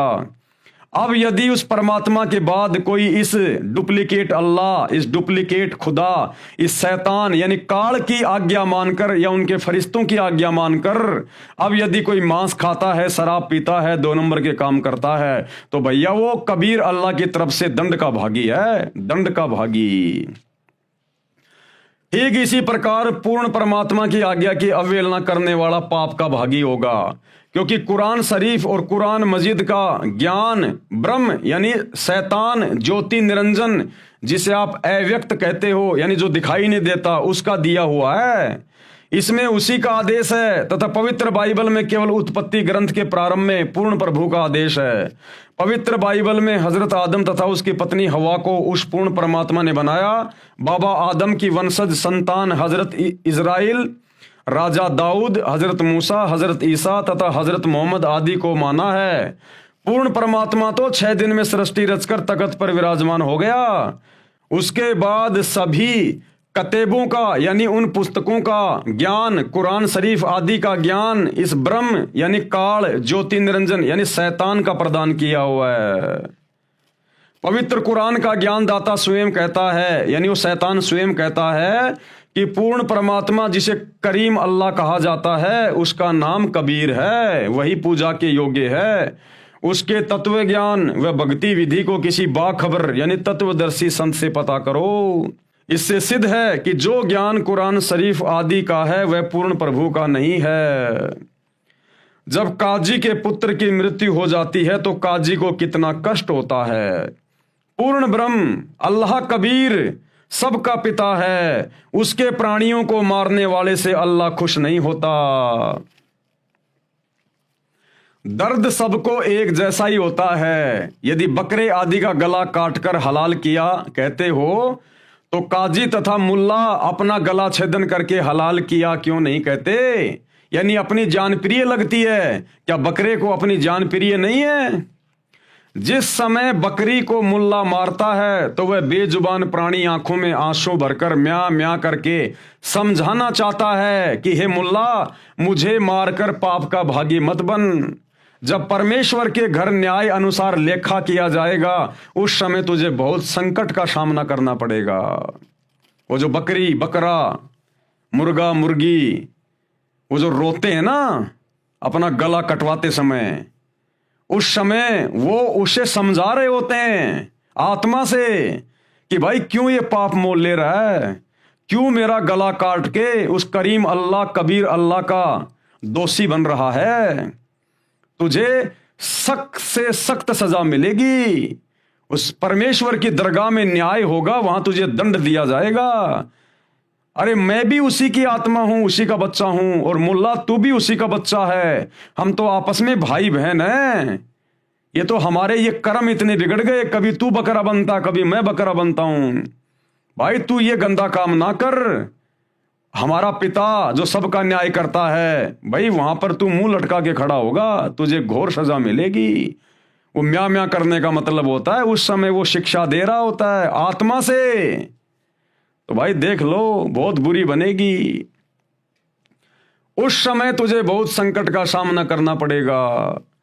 जबरदस्ती निर्दयता से बकरी आदि प्राणी को मारते हो और कहते हो हलाल कर रहे हैं। इस दोगली नीति का आपको महाकष्ट भोगना पड़ेगा। काजी तथा मुल्ला व कोई भी जीव हत्या करने वाला व्यक्ति पूर्ण प्रभु के कानून का उल्लंघन कर रहा है, वह वहां धर्मराज के दरबार में खड़ा खड़ा पीटेगा। यदि हलाल ही करने का शौक है तो काम क्रोध लोभ मोह अहंकार इन विकारों को हलाल करो। 5 समय नमाज भी पढ़ते हो तथा रमजान के महीने में दिन में रोजे यानी व्रत भी रखते हो और शाम को गाय बकरी मुर्गी आदि को मारकर मांस खाते हो। एक तरफ तो परमात्मा की बंदगी करते हो, दूसरी ओर उसी के प्राणियों की हत्या करते हो। ऐसे प्रभु कैसे खुश होगा? अर्थात आप स्वयं भी पाप के भागी हो रहे हो तथा अनुयायियों यानी साबाओं को भी गुमराह करके दोषी होकर जहन्नुम में गिरोगे।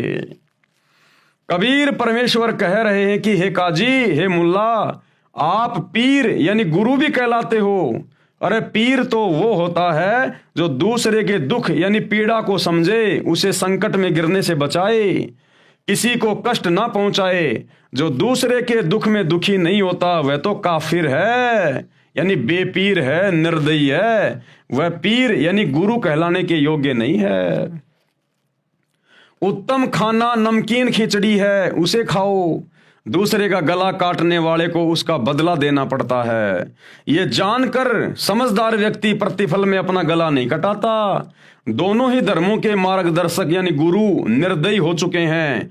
हिंदुओं के गुरु कहते हैं कि हम तो एक झटके से बकरी आदि का गला छेदन करते हैं जिससे प्राणी को कष्ट नहीं होता, इसलिए हम दोषी नहीं हैं। तो फिर काटो अपने बेटा बेटी की गर्दन झटके से अगर दर्द नहीं होता है तो।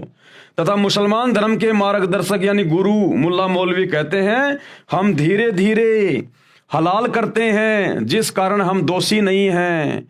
परमात्मा कबीर साहिब जी ने कहा यदि आपका तथा आपके परिवार के सदस्यों का गला किसी भी विधि से काटा जाए तो आपको कैसा लगेगा। बात करते हैं पुण्य की और करते हैं घोर अधर्म, दोनों दीन नरक में पड़ी कुछ तो करो शर्म। कबीर परमेश्वर ने कहा हम मोहम्मद को शतलोक ले गया, इच्छा रूप वहां नहीं रही हो।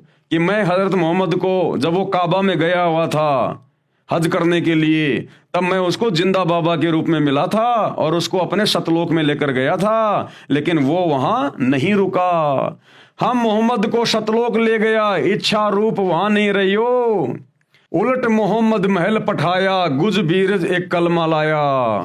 तो परमेश्वर कबीर अल्लाह ने कहा कि मैंने वापस हजरत मोहम्मद को महल यानी उसके शरीर में छोड़ दी उसकी आत्मा, और गुज बीरज एक कलमा लाया, और वहां मैंने उसको एक कलमा दिया था, अल्लाह कबीर कि तू ये नाम जाप किया कर। रोजा बंग निमाज दई रे, मैंने हजरत मोहम्मद को रोजा रखने के लिए कहा था, बंग के लिए कहा था और निमाज पढ़ने के लिए कहा था, और बिस्मिल की नई बात कही रे, ये जीव हत्या करने का मैंने कोई आदेश नहीं दिया। भावार्थ नबी मोहम्मद को मैं कबीर अल्लाह शतलोक लेकर गया था, परंतु वहां न रहने की इच्छा व्यक्त की, वापस मोहम्मद जी को शरीर में भेज दिया। नबी मोहम्मद जी को काल ब्रह्म से पर्दे के पीछे से जो आदेश मिला था, उस आदेश में काल ने भी रोजा बंग, ऊंची आवाज में प्रभु स्तुति करना तथा 5 समय की नमाज करना तो कहा था, परंतु गाय आदि प्राणियों को बिस्मिल करने यानी मारने को नहीं कहा। कुरान में बाद में फरिश्ते का आदेश लिखा है जो कि महापाप है। यानी परमेश्वर कह रहे हैं कि रोजा बंग नमाज दई रे, कि ये थोड़ी बहुत भक्ति करने के आदेश तो दिए गए थे हजरत मोहम्मद को, लेकिन बिस्मिल की नहीं बात कही रे, लेकिन ये गाय काटने की, हत्या करने की, ये हमने किसी प्रकार का कोई इनको आदेश नहीं दिया। ये तो शैतान ने और उसके फरिश्तों ने फिर ये आदेश आगे मुसलमान धर्म में दिया है। तो भाई जो लोग मांस खाते हैं ये उल्टे कर्म कर रहे हैं, जीव हत्या कर रहे हैं, और सच्चे खुदा की सच्ची इबादत ना करके इस डुप्लीकेट अल्लाह को, शैतान को ही अपना खुदा मान के जो मुसलमान भाई अपनी इबादत कर रहे हैं, भाई परमात्मा के दोषी बन रहे हो। परमात्मा के ये उस मालिक का संविधान धीरे धीरे आप लोगों की आंखों के सामने आ रहा है। ये मेरे वीडियो केवल आप लोगों तक जानकारी पहुंचाने के लिए हैं, बाकी आपको विशेष जानकारी आपको सतगुरु रामपाल जी के सत्संगों से प्राप्त होगी। आपकी आत्मा पे विशेष चोट लगेगी, प्रभाव पड़ेगा, आपका हृदय परिवर्तित होगा जब आप सतगुरु रामपाल जी के मुख कमल से उनके सत्संग सुनना शुरू करोगे।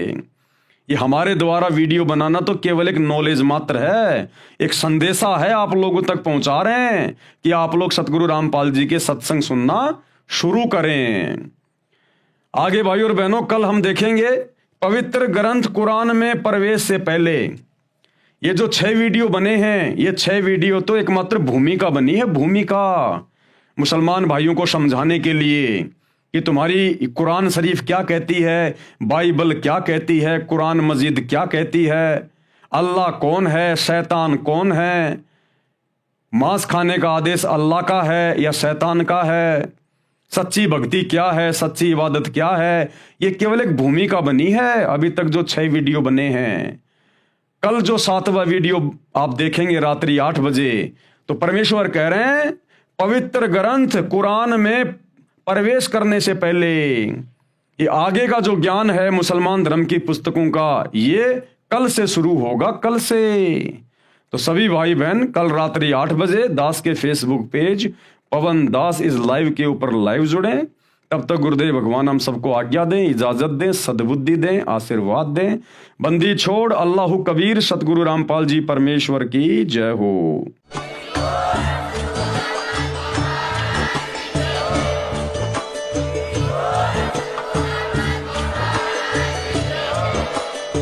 भाई जो गुरु बचन पे डट गे, कट गे फंद 84 के, कट गे फंद 84 के, कट गे फंद 84 के।